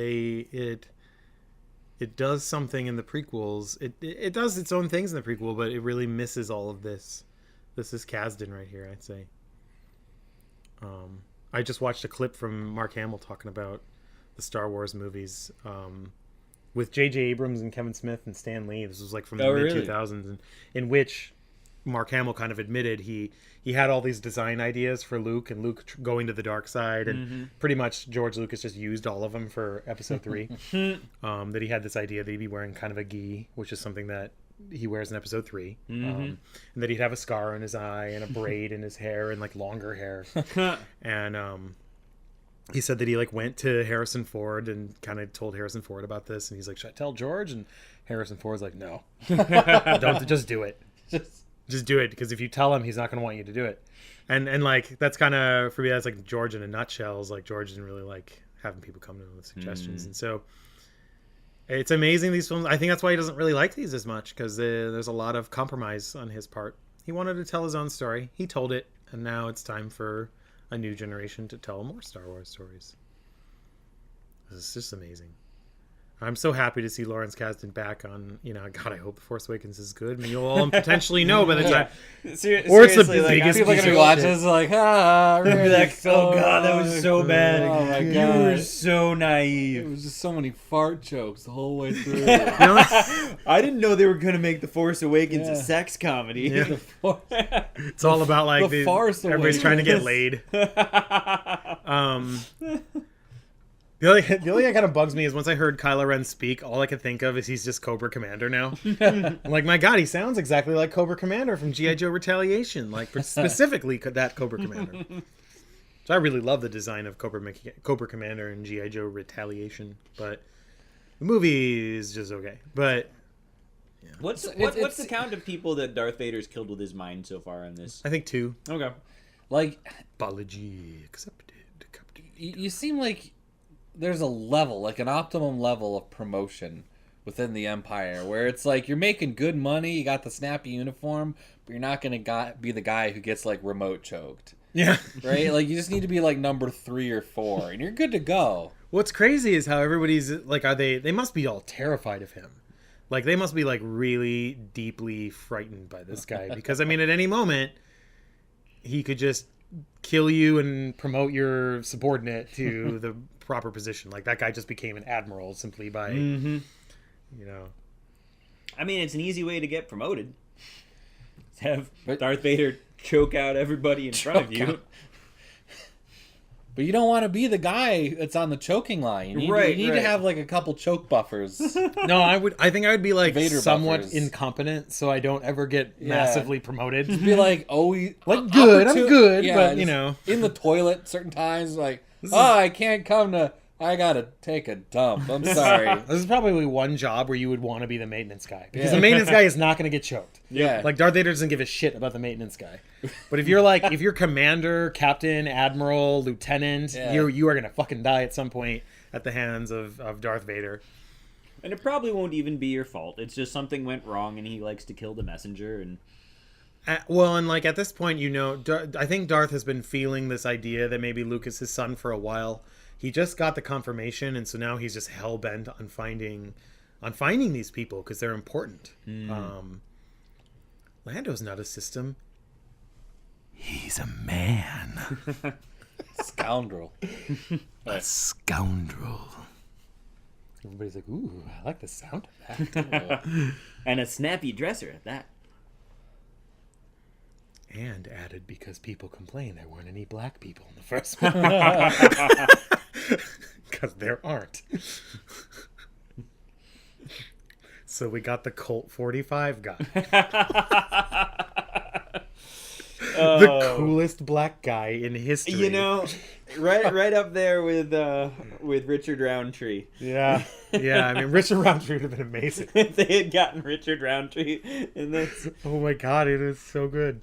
By the way, if you've never watched any of the classic Shaft films, they're great. Allow me to recommend Shaft in Africa. Yeah, because that's the best one. It's a really Sounds terrible. I have shared that movie with so many people, and all of them are just like, wow. This is like I like a lot of those, like those kind of exploitation pictures of that era are really fun, and they're good. Yeah, but I mean it's a genuinely good movie. Like it's like a James Bond film, except with a black dude as the lead, and you actually see him banging all the bitches. Yeah, like that's banging all the bitches.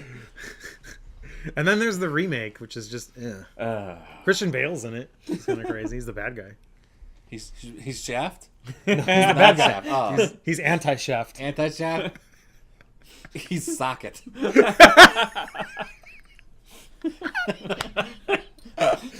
Oh, I brought my dork laugh out.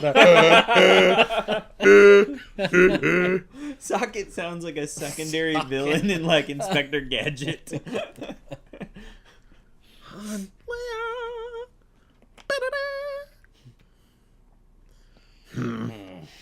Goddamn kid. Always talking about his sister. God, if I were Yoda, I'd be so terrified to be training Luke Skywalker. I'd be like, Yeah. man, this guy, like, why am I doing this? This is a terrible idea. Well, not just that, but like, you know, Anakin's like, I mean, his father is like, yeah, he's playing with fire. Yeah, I mean, it's legitimately playing with fire. But that's what makes it so good is like, particularly when you go back and watch it, and you're like, God, man, I could see why Yoda's like, I don't want to do this. Like, I don't want to. It's a terrible idea. Like, seriously, no Jedi have showed up since. And it really, like, kind of everybody who's, you know, is around is either hiding or dead. Mm-hmm. Somewhere Ahsoka Tano is. Who knows where she is, though? I don't know. Did she die? I don't even know. I'm not even sure. She's in the Rebels series. She shows up. Okay. Oh god, that hair on his lip, on Yoda's lip, like it's like coming out of a mole. There's like 3 or 4 like twinges of hair. Oh god, I can't stop looking at it now when I see it. Cloud City, a planet of clouds. Well, this is what exactly are they? Because they're mining. So in A New Hope, they were moisture harvesters. So they're doing cloud mining. He said something about what they mine. I can't remember what it was, but they do mine something specific. There might be maybe something in the cloud that they remove from the cloud. That's what I'm assuming. Like a gas there's or something that's something like, valuable that you know might not be like our clouds, but something else. You might not want to fly through them if that's the case. Like, oh, it's a methane cloud. Boom! Everything to the whole entire planet just blows up at once. I've actually always wanted to see that in a movie. Like they're flying through space and there's like gas just sort of like floating around and they ignite it and just blows up all at once because it would just look really cool. I always thought that'd be really cool. Don't steal that internet. You can steal it. I don't care. I copyrighted it though, so it's okay. I have it in a script. I actually do have it in a couple scripts. I have it in Never get any of them made. We'll see. Is it your first like 2 or 3? No. Oh, good. No, I threw all those out. Yeah, I threw all like the right. first like 10 of them out. But I have a couple really good ones. But I have been working on a Star Trek The Next Generation spec for a while. What is the spec? I'm not going to talk about it. Spec is spec's like it's a speculative, like, this is what I would do if I got the chance to do this. So I've written a couple like spec scripts just to sort of, you know, back in the day, The Next Generation, you used to be able to send your spec scripts to the people, and like every once in a while they'd produce one. that's actually pretty cool. Yeah, particularly like in the middle of this show when they really started to like kind of Run out of ideas. They're like, no, really, send us we your can make ideas. the holodeck go crazy again. I remember there's like a Can we do another Sherlock Holmes story with Data on the holodeck? there's like a there's like 3 or 4 episodes in a row in season 3, I think, of The Next Generation that are just like LaForge gets stuck somewhere. It's like everyone had an idea for what LaForge could happen to LaForge, and they just like, and then like they're all in like a sequence too. Like it's like 3 episodes in a row of LaForge stuck. Look somewhere. look at Geordi LaForge's wacky incidents. Like I love Star Trek, like The Next Generation, but I gotta admit, when it's when the holodeck goes on a rampage, I hit the next button on Netflix. It's like, you serious? Yeah, the holodeck episode. I like the concept of the holodeck, but I'm not. And my spec script does some really cool shit with the holodeck. But you tease. We'll go in when we're not recording. We'll go into it. But yeah, the holodeck is like, oh great, we have all these costumes on the CBS lot from other shows. What can we do?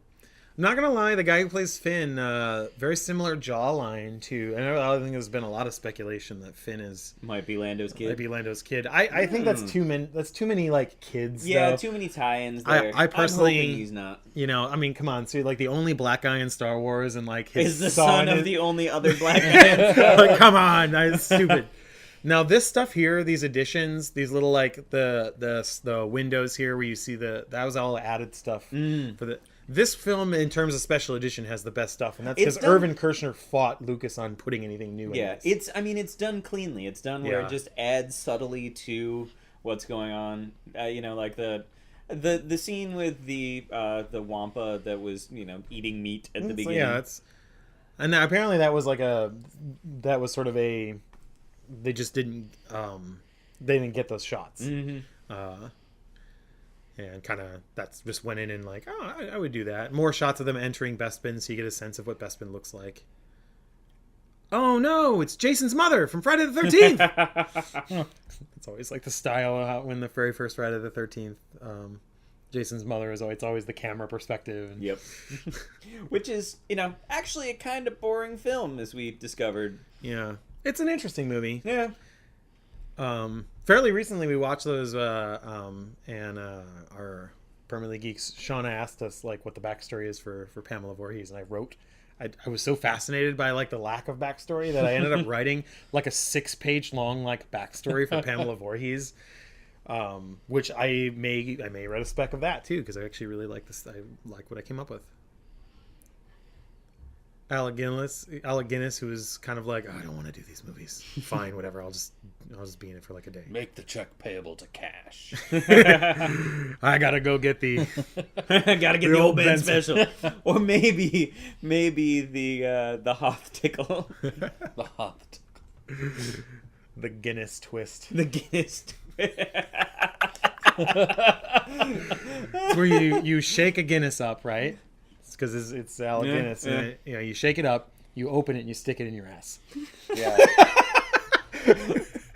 That thing just squirts all up in your Frothy body. long neck, I think is what it's called. The frothy long neck. Look, it's Star Wars. You're ruining it. You're ruining it. Alec Guinness died, and he's not alive anymore, and he was an amazing actor. And you shouldn't talk about him sticking beer bottles up his ass. He was an absolutely fantastic actor. Wasn't he like a Shakespearean actor? He was. Like, He fucking hated these movies. Well, I don't know whether he hated them. Similar sort of like career path to Patrick Stewart except that Patrick Stewart sort of embraced the I guess I'm now a geek icon. Well, around season 3 of Star Trek, he finally embraced it. He only took that job. He said on the Blu-ray, I only took the job because his agent was like, "This isn't going to last more than a season." I've read the scripts. They're pretty bad for the ones they've got so far. Yeah, I mean, the guy was like, "This is not going to go more than." His agent was like, "This is not going to go more than 12 episodes." Well, and he was miserable. The first 12 episodes. I actually really like the first season. I think the first season of Star Trek: The Next Generation is underrated. Yeah. I think there are some really terrible episodes, but in general, I actually think it's a pretty good season. I think it works better than. I think season 2 is the worst season of the show. There's like when they kill off Tasha Yar, that's when it got better. Tasha Yar was kind of and that episode was so bad. Skin of Evil. Oh, it's one of the worst. They couldn't care less. It's like, I don't know. Like, all right. What I love about that episode is at the very end, Tasha Yar like talks to all of them, What did she record that? Like she's dead. If I get eaten by motor oil, by glittery motor oil, by like a mopey piece of motor oil. I don't like you. I am the skin of evil. What did it go by? The Argus or something Yeah, like that? it was a stupid name. Anyway. So we just saw the There Is Another, which kind of is weird because Obi-Wan's like, when Yoda's like, there is another. I want Obi-Wan to be like, I know. I'm aware. I was there. I was there. You weren't even there, asshole. yeah, You'd already pieced out to this shitty planet. You remember Chewbacca, who randomly helps you get into a weird butt plug, and then you take it to Dagobah? Remember how you knew Chewbacca? That's weird. that's weird. Sucks dick. That's a joke from a different commentary. That was episode 3, I think. Yeah. Mace Windu saying sucks dick. Sucks Sucks dick. dick. I think Palpatine's the Emperor. Sucks dick. Is there any audio of Samuel L. Jackson saying the phrase that sucks Probably. dick I mean, he's out been in there? like more than Siri. he's been in like 150 movies. So I'm We sure. should we have to be able to at least cut that together. I'm googling Samuel L. Jackson sucks dick. Just go to www.samueljacksonsucksdick.com. It's my homepage. Oh man, we have to register that domain.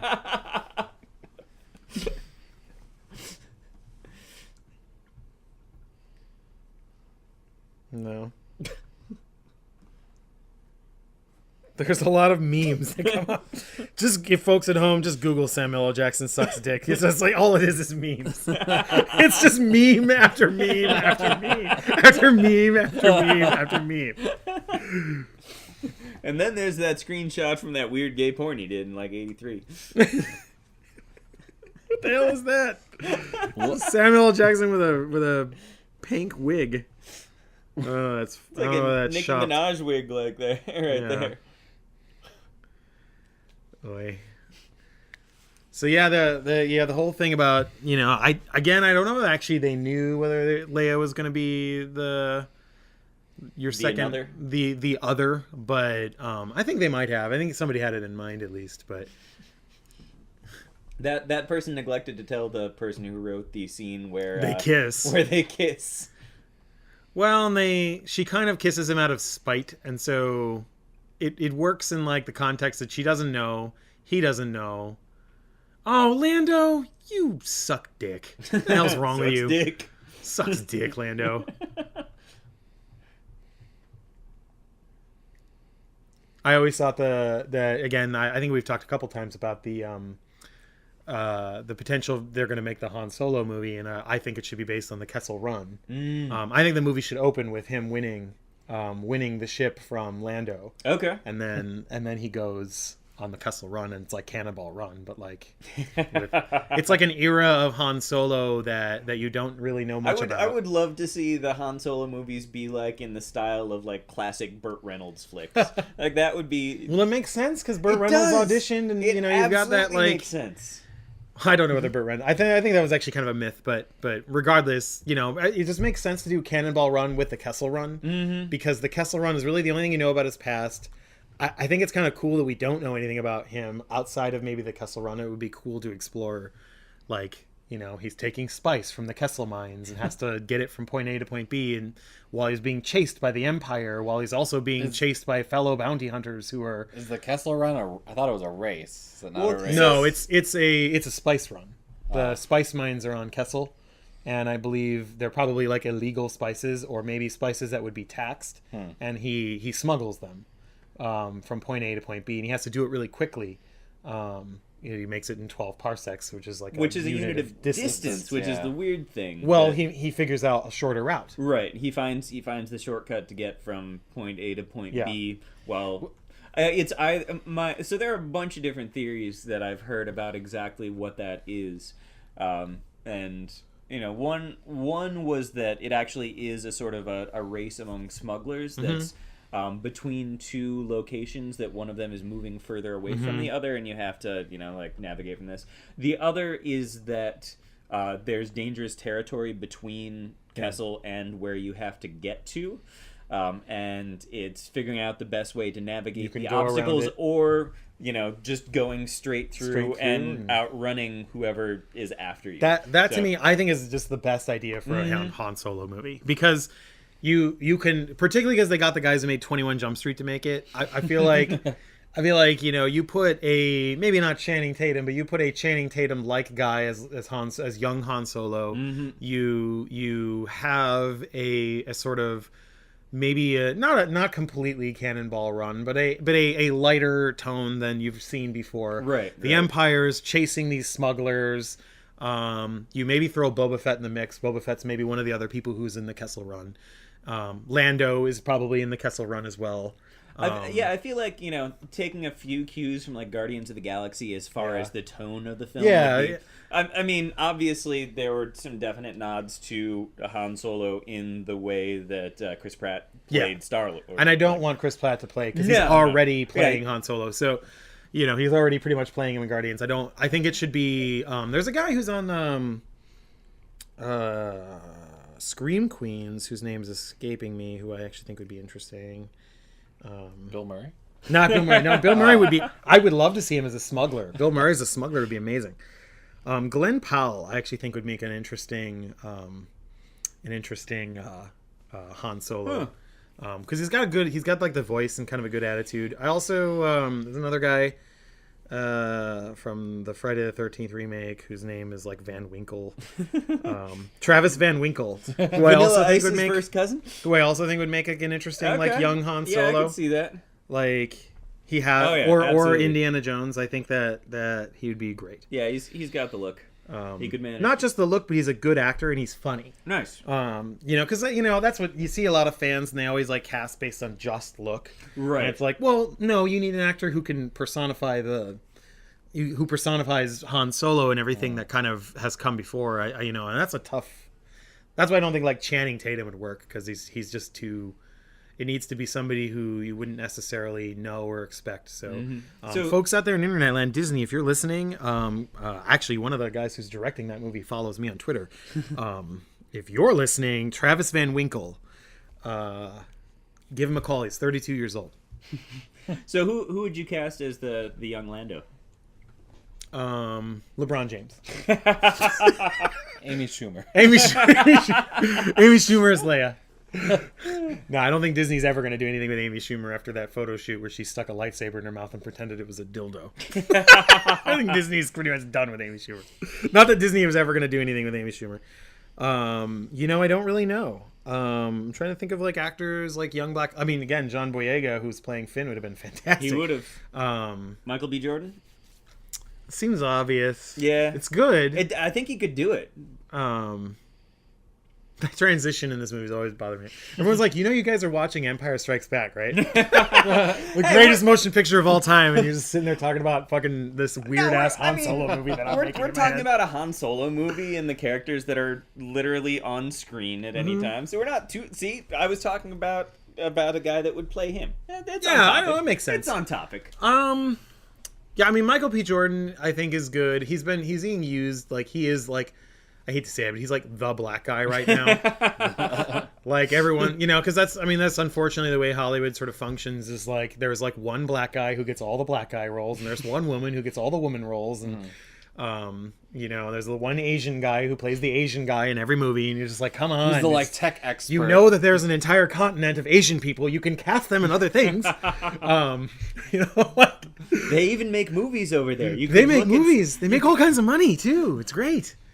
Put them in your movies. I don't know. I agree. Michael P. Jordan would be good, but I'd love to see them find somebody. Mm-hmm. Just someone that's not. I do think Travis. Actually, I'm kind of sold on Travis Van Winkle as outside of his like Dickensian name he's got there, but Travis Van Winkle. Travis Van Winkle was a nobleman. but. Yeah, I love that. Again, the dark side versus the light side. You have Lando sort of trading him in, but I remember when I was a kid, I was like, no, I like Lando. Like, I like him. I liked him immediately. Mm-hmm. Like, you just like him. I was so sad to find out he was betraying him, but you kind of get a sense here that, like, Lando really is not. Lando's not so much. Lando's not so much a bad guy here, and you can already see he's really conflicted about what he did. Mm-hmm. You know, these are people they thought they were friends. And I mean, he does help them before too long. So Yeah. I mean, he doesn't really have much of a choice. Oh, I love this. right, Darth Vader, the guy that can kill you with Love his it. mind. Wait. and- Shh.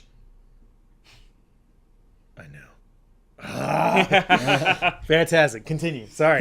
No, that was one absolutely worth pausing. We for had right to take a there. break And then on we that have these creepy It's little like little Troll 2 gremlins here.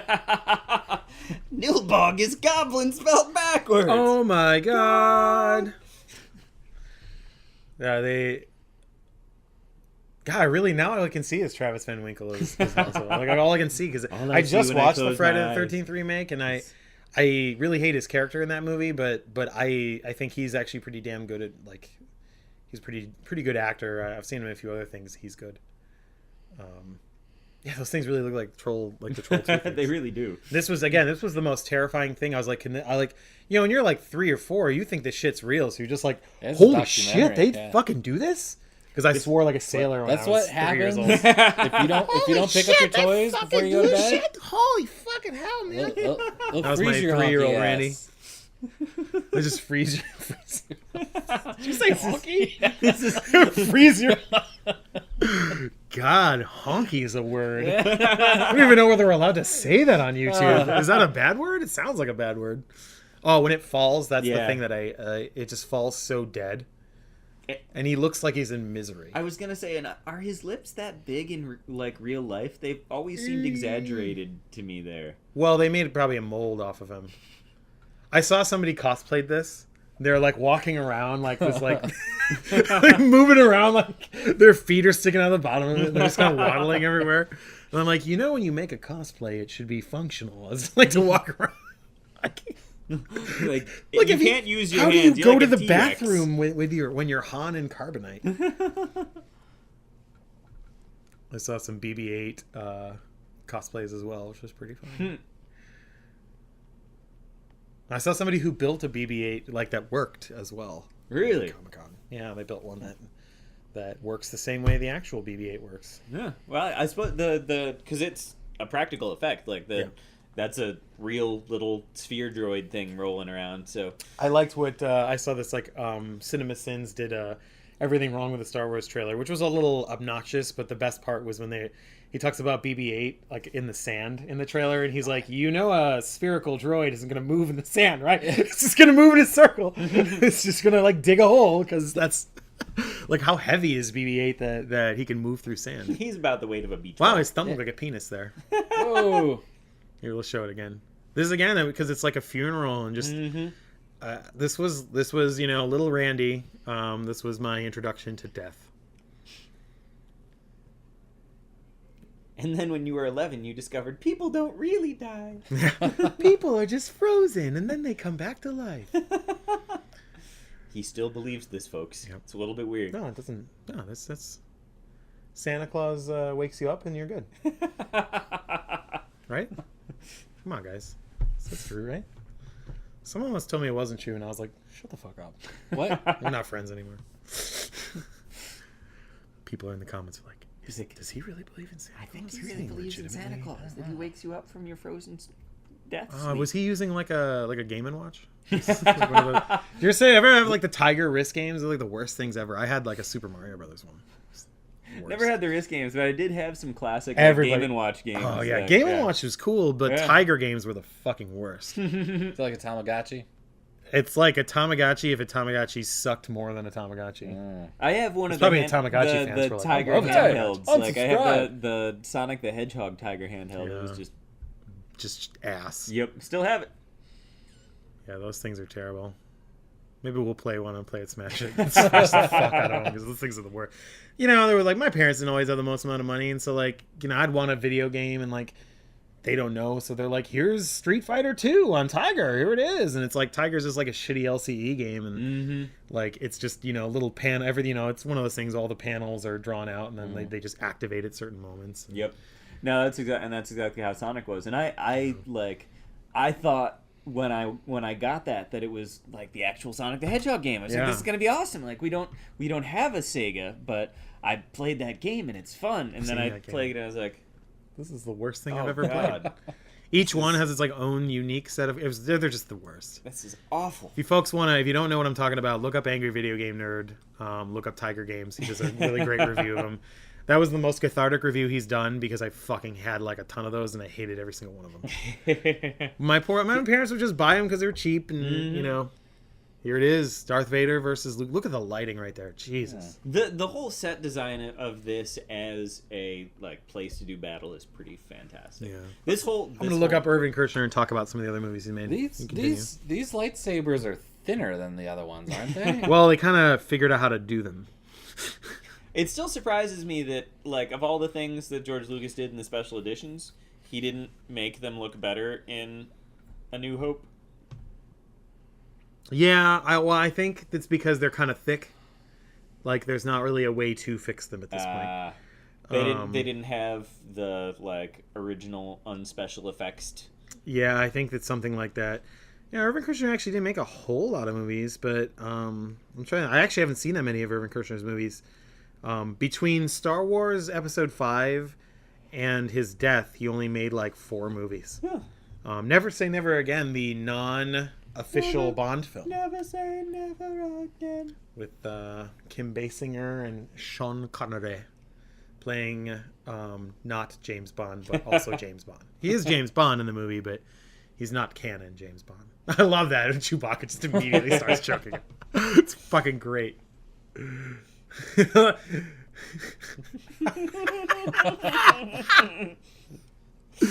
Oh, Chewbacca's cool.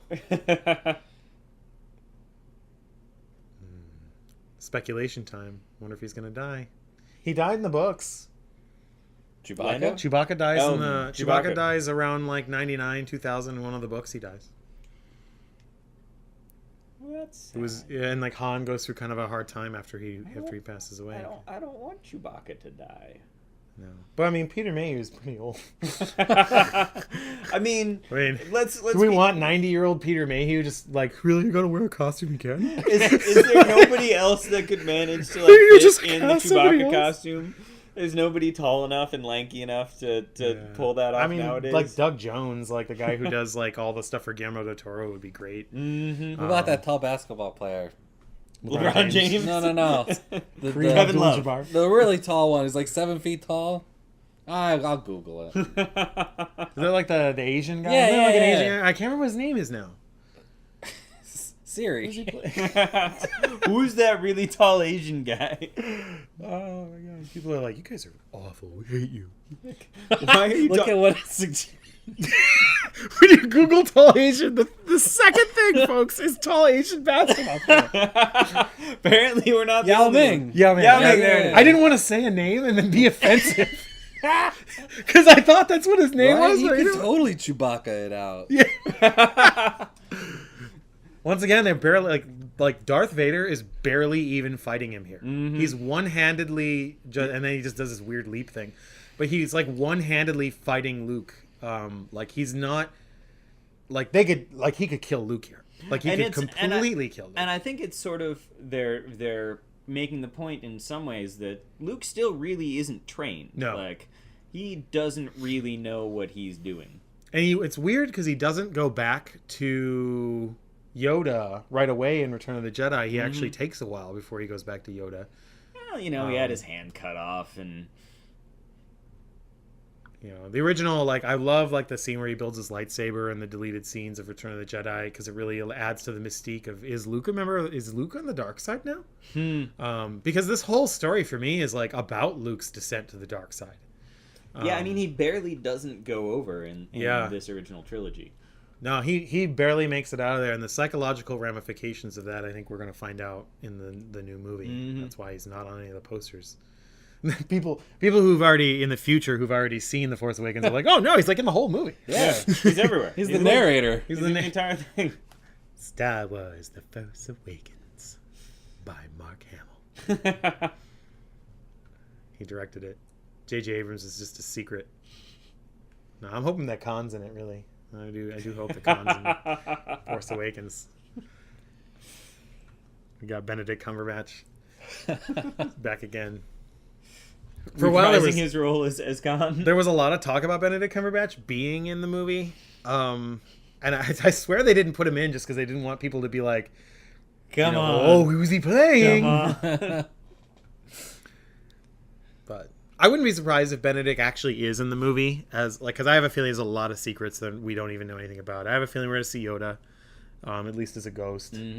I would not. I keep hearing rumors that Hayden Christensen's been working on stuff. Oh, really? May appear as Anakin. Okay. Which now makes complete sense why they swapped him out in Return of the Jedi because it makes sense. So Yeah. we'll see.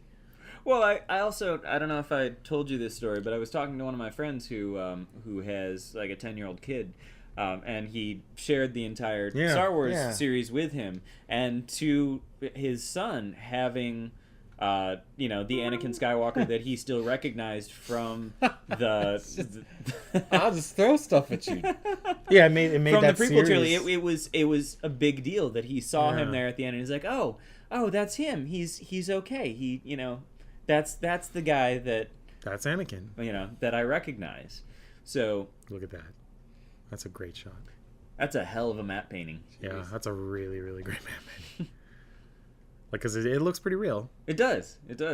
When you see the Force Awakens trailers, it really does feel like Empire. It feels like this is the Empire universe. This isn't Return of the Jedi. This is the Empire universe. Yeah, the second trailer, the opening shot where it's this weird angled shot in this dusty. It really does. It immediately was like, oh, this feels like we're in the right place. Yeah. It was interesting. After watching that, I went back and watched the Episode 1 trailer. Yeah, so did I. Just for comparison. And they you see the Nightmare Yoda puppet show up in there, and it's like, ooh, he looks. That was one of those less good. It was so exciting to see those trailers back in the day because it was like, oh my god, more Star Wars. But I still remember, I remember going to school, the next day or whatever, and how one of my friends was like, oh man, that Star Wars Episode 1 trailer, man. And I was like, yeah, no, that was awesome. But you know what? I just really wish it were a sequel. I just wish it were a sequel to, and so it's kind of cool now, so many years later, to get a sequel. And I mean, thus far, usually sequels to movies that have been delayed for a really long time are mediocre Anchorman 2, but Dumb and Dumber 2, Joe Dirt 2. Oh yeah, there was a Joe Dirt 2, wasn't there? Pretty much everybody else forgot about it too. Kingdom of the Crystal Skull. I like that one. Really? I think it's an off base picture at times, but I really like, if you cut through a lot of the bullshit, I think there's a good movie there. I think you could cut about 15 minutes out of it and make it a much better film. The opening act, I think the first act of the movie is pretty damn good. The practical car chase through the university is arguably one of the better car chases in the entire series. I enjoy that scene quite a bit. I love when Harrison Ford goes, sliding through the library and gets up and basically tells kids to stay in school. It was just a great moment. I also really love when he gives Shia's character advice about he gives Shia LaBeouf some advice about oh, do what you want to do, kid, and then as soon as he finds out it's his son, he's like, why did you let him quit college? You let him quit school. That's a great moment, but I know that's one that people really don't like, and it's one that I've come around on. I might have to give it another watch. I really love the idea. I mean, I think I've mentioned this in commentaries before. I really love the notion of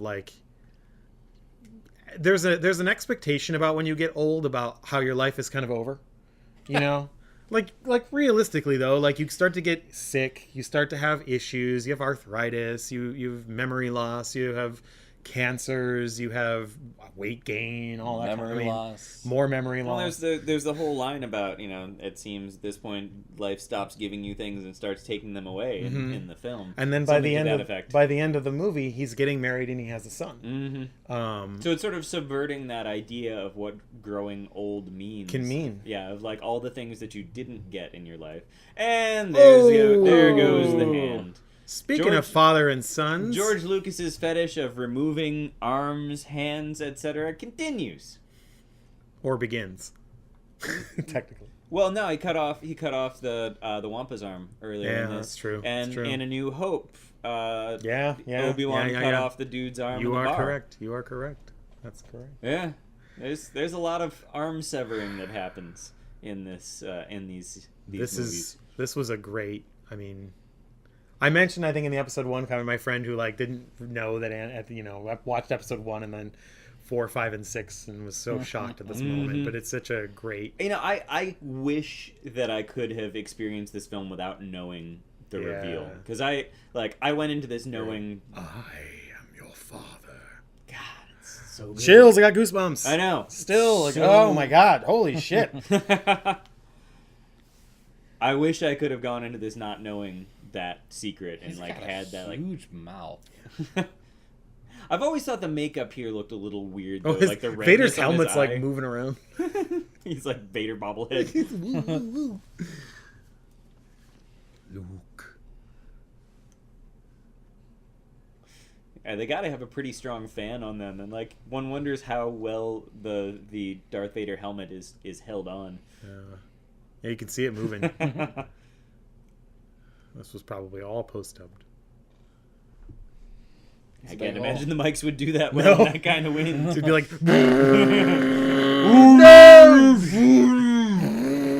what? This is something where he like screamed, and I think they removed it for the Blu-ray because everyone hated that he screamed. They added like him screaming, which is like kind of not like he makes a conscious decision to essentially kill himself. Like killing himself is far more. For me, that's always the moment where I'm like, okay, maybe he isn't on the dark side because he managed to make that decision. he made a very like conscious decision to not join his father. What a psychologically holy shit, the ramifications of that. Oh my god. Here he is. I mean, he's just hanging up by a limb. I mean, there's nothing really. This is why this is one of the best films I think of all time, just because of how it tells the story of Luke Skywalker, and how it just feels like such a descent from the first movie. Which there were a lot of negative reviews of this film when it first came out because people didn't get it. People didn't get why it was so dark. People didn't get why it was so unsettling. Here he's calling out to Ben, and Ben's nowhere to be found. Like everything about this finale was just like sad, and the whole movie was really. And it does, a lot of critics complain because it didn't have an ending. It just kind of ends. It was not a satisfying resolution at the end of it. But it's it's dark. It's not really hopeful. Like bad shit happens, and then the movie's over. Yep. Oh, it's an amazing movie. There's something just. It's well shot. It's atmospheric. It doesn't really feel like it does feel like an 80s film because it's like there's still like an 80s style to it, but a little bit, yeah. But it's aged exceptionally well. It's aged exceptionally well. It's just great. And if the next Star Wars series is just movies like this, I think we're in for the best of Star Wars. I don't know whether I mentioned this other commentaries, but there's like George Lucas's, documentarian talked about like he never understood why George went with the prequels first because George's ideas for what followed this story, he said was the best Star Wars. And a lot of people are sort of worried they threw out George's original ideas, but considering that Michael Arndt was George Lucas's screenwriter for Episode VII, and Michael Arndt is credited still for having written the screenplay for Episode 7. He's credited third. I have a feeling a lot of the ideas remained. They just rewrote them or retweaked them and made them. Lawrence Kasdan came in and made it Star Wars. Sorry, George. I love you. You're great. You're an amazing filmmaker, and you make really great stuff. But there is this. It became a philosophy, and I think that's really what's there. I'm glad he got to make the prequels the way he wanted to make them, and I'm also glad we get to see a world where that isn't the case, where we get to see something new. Because I mean, some of the things that have been created in the extended universe, like we've talked about Timothy Zahn's novels a couple times. Like there have been some amazing stories that have been told within the universe, and extending this story a bit. Which my understanding is that none of that is considered canon, and that's kind of all going out the window. Decanonized it, which I think is fine. I think it's fine. I think being handcuffed to those stories, because there were very specific things that you heard about. It's like Marvel. I mean, when you adapt a comic book movie, you can't use all the comic books as you can use them as maybe reference to make something new, but you can't. You can't be like, well, everything that you've read in the comics about Iron Man is exactly what happens in the movie, because then the movie isn't interesting. Yeah, and I certainly hope that the Civil War, the I Civil think War it will film be. doesn't end the way that, like, as abruptly and unsatisfyingly as the comics did. Like, I hope that a lot of the elements that are in there are part of it. I hear that it's kind of, they are gonna, it's a lot different. Good. They're mostly just using the title, and the general premise. General premise of the next Star Wars movie. Yeah, Star Wars Civil War. Star Wars Civil War. It's a decent title for a Star Wars. Actually, that isn't a bad. Part of me wonders whether the Rebel Alliance are the bad guys in the new movie. But, like, somehow the rebellion becomes something worse. A little too rebellious. A little too rebellious. Yeah. I mean, when you kind of look at the rebels, they're basically ISIS. like not really, but like there's They've got the weird religious Except people that on they their keep having side. their limbs cut off. Like, we have to edit that one out. Ooh. I think that's our cringe moment for this commentary, folks. We've had about one of those each time, where one of us tells a joke that might be like all of the penis jokes, off-color joke. Yeah. all of the penis jokes. That's fine, but I don't want. you know. If there's anybody on ISIS, if you're listening, and I hope you're not. Don't behead anyone because of Please us. don't come after us. We're not No, we're not gonna say we love you. No. No, Edit all that out. you guys Cut. we don't. Yeah, ISIS. They're an organization. That's all I'm gonna say. That's my opinion. What's your opinion on ISIS? They're an organization. Thumbs down.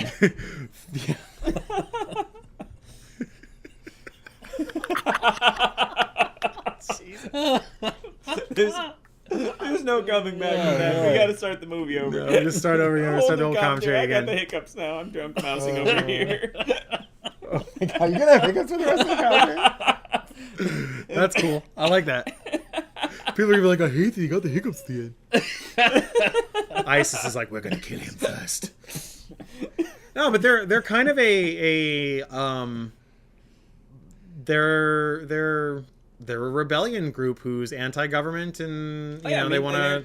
They're a bunch of terrorists. It's the whole one man's freedom fighters, another man's terrorist, or vice versa. And granted, they're kind of fighting against Hitler, so they're probably the good guys at this point. Yeah, but The rebels, not ISIS. yeah. To be clear, we live in an alternate reality where ISIS is fighting the Nazis right now. Yeah. Well, and ISIS is a extremist group of religious origin. This is not a religious origin. This is more like I think it's the Karen rebels and in like Burma and stuff like that. Like this is more like these people are fighting against a really, really severe oppression. Yeah. They're really they're a little more like Burmese rebels rather than I know the Burma's not really around anymore. They renamed it in order to pretend it isn't still kind of a rough place to live. Watch Rambo, folks. No, he does a really good job. No, it's true. That movie, I don't know that you know this about that movie. The rebels in that area passed that movie around because it was banned. They passed that movie around. And like the line he says, the live for something, or like live for nothing, die for something, or whatever the line is in that movie. Mm-hmm. That's like the rebel like war cry now. Because they, the things are so bad there, and they fight. People are like, we don't care. We just want you to talk about Star Wars. Like, stop talking about Rambo. Stop talking about stuff that makes me feel bad. Isn't in Star Wars. Oh God. No, he was in episode 1. Remember we mentioned he played one of the CG characters. What What the fuck is this, Lando? What are you doing stealing Han's outfit? You weirdo. Is he rocking the vest now?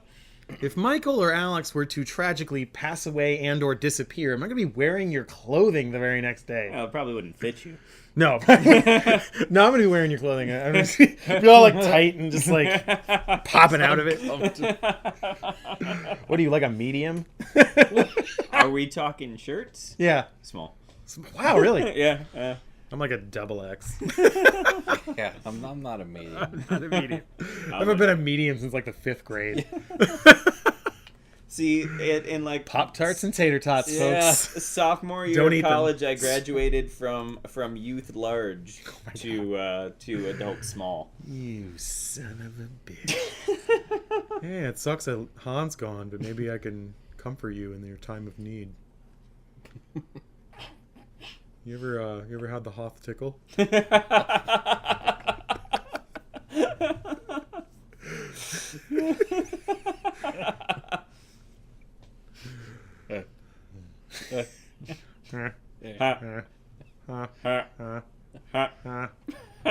This is the weirdest commentary. People are like, you have ruined a magical movie. Oh, somebody had to do it. No, this is I one of the greatest films of all I time. truly love this movie. I'm pretty sure we could watch Citizen Kane and still make fun of it and still have a good time with it. It's still an amazing movie. It's one of the best movies of all time. That's next week, right? Citizen Kane. No one would watch that. No one. It would have 0 views. There'd be like one person. There'd be like one really hardcore Citizen Kane fan, and they'd be like really pissed that we were making fun of it the entire time. It's like, finally our time to shine. Oh, they're making dick jokes. Oh. Rosebud was his dildo.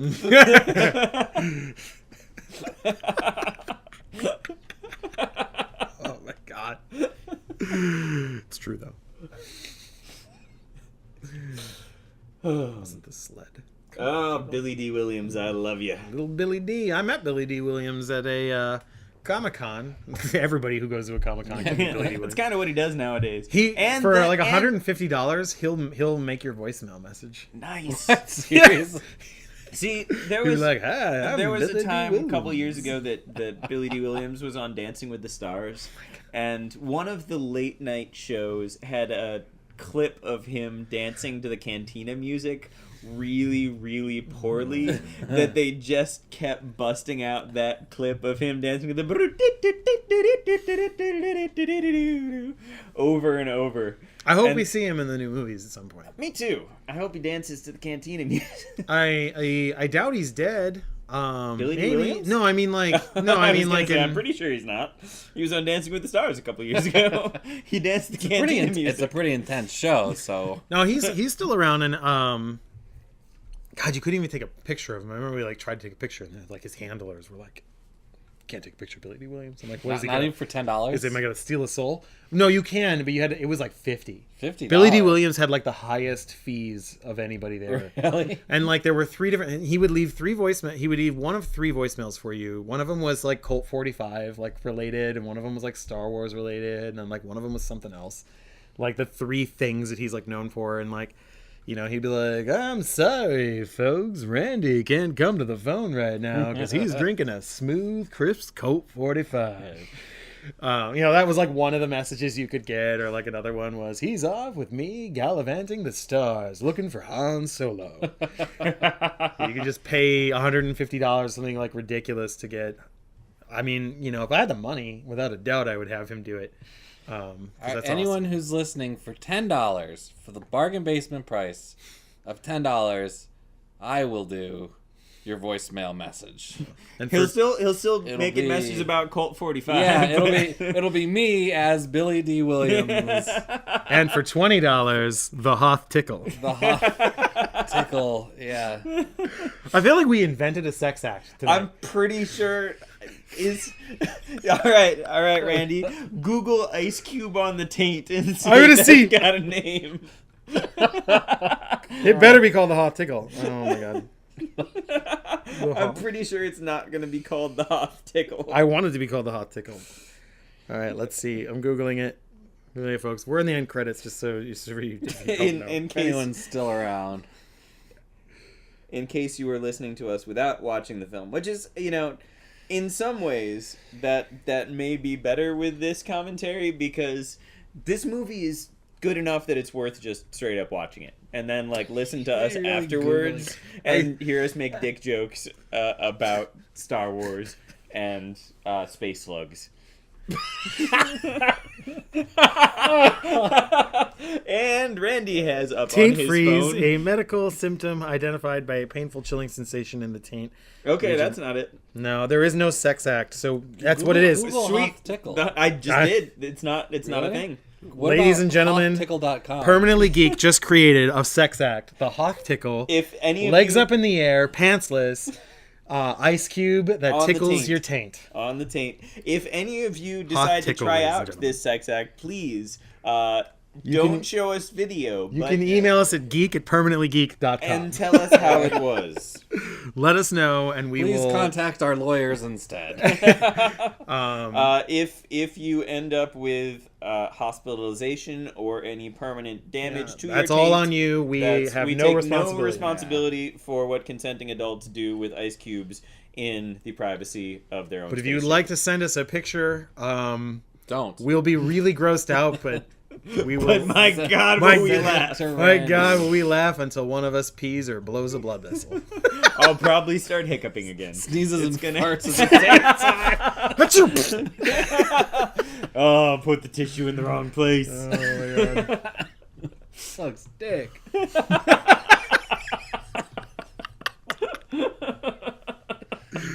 Yes.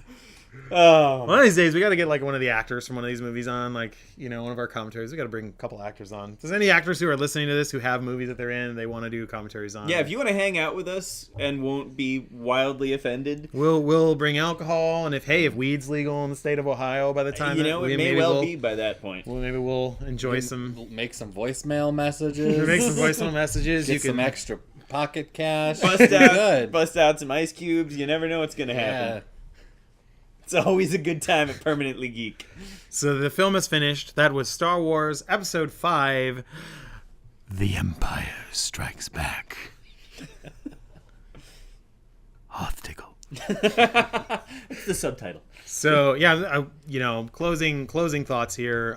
Once again, this is one of the best films. Yeah, I've ever I don't really know what to say that hasn't been said. It's truly a phenomenal, like, incredibly well put together piece of filmmaking, and one of the great, like, to be continueds in film history. Like, one of the absolute best cliffhangers. Yeah, this and like Back to the Future 2 are like my favorite cliffhangers of all time. Both films I think have really great cliffhangers. Yeah, there's really not a whole lot to say. I mean, every moment the performances are great, the visuals are great, the set design, sound design, characters, the puppet work is awesome. Stop motion's a little meh, but I like it. No, It's a little like, I'm sure there's probably younger people who'd watch it and be like, that looks really fake, but I like it. It has a nice nostalgia look and feel to it, and I love that kind of stop motion. And there's something I love about stop motion with just how it feels. Feels organic. It feels tangible. It feels like this is an actual object that, even if it's moving a little strangely, it's a real thing. It existed at some point. Yeah. And Penis Monster. Penis Monster, you know, well handled Fett. by the dude Lighting holding is the so oven mitt. epic, and just Set an design- amazing movie. Set design is great. Alex, do you have anything to add to that? No. This is actually the first time I've seen this. Really? Yeah, I've seen the apparently the first one, like 4. Episode 4, and then Jedi. Yeah, that's the Jedi. That's the one where they all fall in the like desert anus with the teeth. Yeah. Yeah, that's Desert that anus. one. We'll get to the desert anus. Yeah. We'll I come up with haven't another actually sex seen act this. for that film. You know, I don't want to know what the Sarlacc pit is as far as sex acts go. I think it's going to involve something similar to what you saw in the movie Seven for the lust sin. We also created the in Guinness. reverse. We also created the Guinness twist. We did. I'm sure there's got to You be shake up a Guinness and stick it up your ass. I'm sure that like That would be there have really been at bad. Don't least do that, folks. Some frat boys that have tried that. The Guinness twist. Don't try the Guinness twist. Yeah, you can that's try the not- hot tickle with the Guinness twist. Just, yeah, It's a don't do the terrible Guinness idea. twist. Really don't. I tried it. It's not fun. It's foamy. But Yeah. creamy. Well, this concludes today's episode of Commentary Time. We're gonna be doing for the next few more weeks. We got a few more of these Star Wars commentaries coming out. We've done all 6 films. We're gonna do the 2 live-action EWOK films, which are pretty terrible, and we're also going to do around Christmas time. We're gonna do the holiday special. And then we'll probably do Force Awakens when it hits Blu-ray. Oh yeah, absolutely. But absolutely. Unless it's really terrible, we don't want to talk about it. Yeah, if it's really bad, that might be like a sore spot that we're not ready to make jokes. While be like Jurassic World, where like I think the movie's really entertaining, but I could spend an entire comedy just bitching about how bad the script is. But no offense to anybody who likes that movie, you can like it if you want. But yeah, there's an excellent movie, and we're going to be doing Return of the Jedi next week. Yep. So be sure to check back, and we got all kinds of Star Wars stuff going up on Permanently Geek. You can follow us, Permanently Geek, on Twitter. You can also follow me. My name is Randy, and you can follow me at RL Schaefer Writes. Michael? You can follow me on Twitter at MichaelMCFMusic, and I'm Michael McFarland. Alex? I'm on Twitter at SimulAlex. Tweet him pictures of dick monsters if you want. Yep. Or you doing the Hoth tickle. Yeah. I don't log on much, but I'll get the emails. So I'll get the email updates. Yeah. It's pretty good. All right, folks. We'll catch you on the next commentary. Take care. Thanks for stopping by.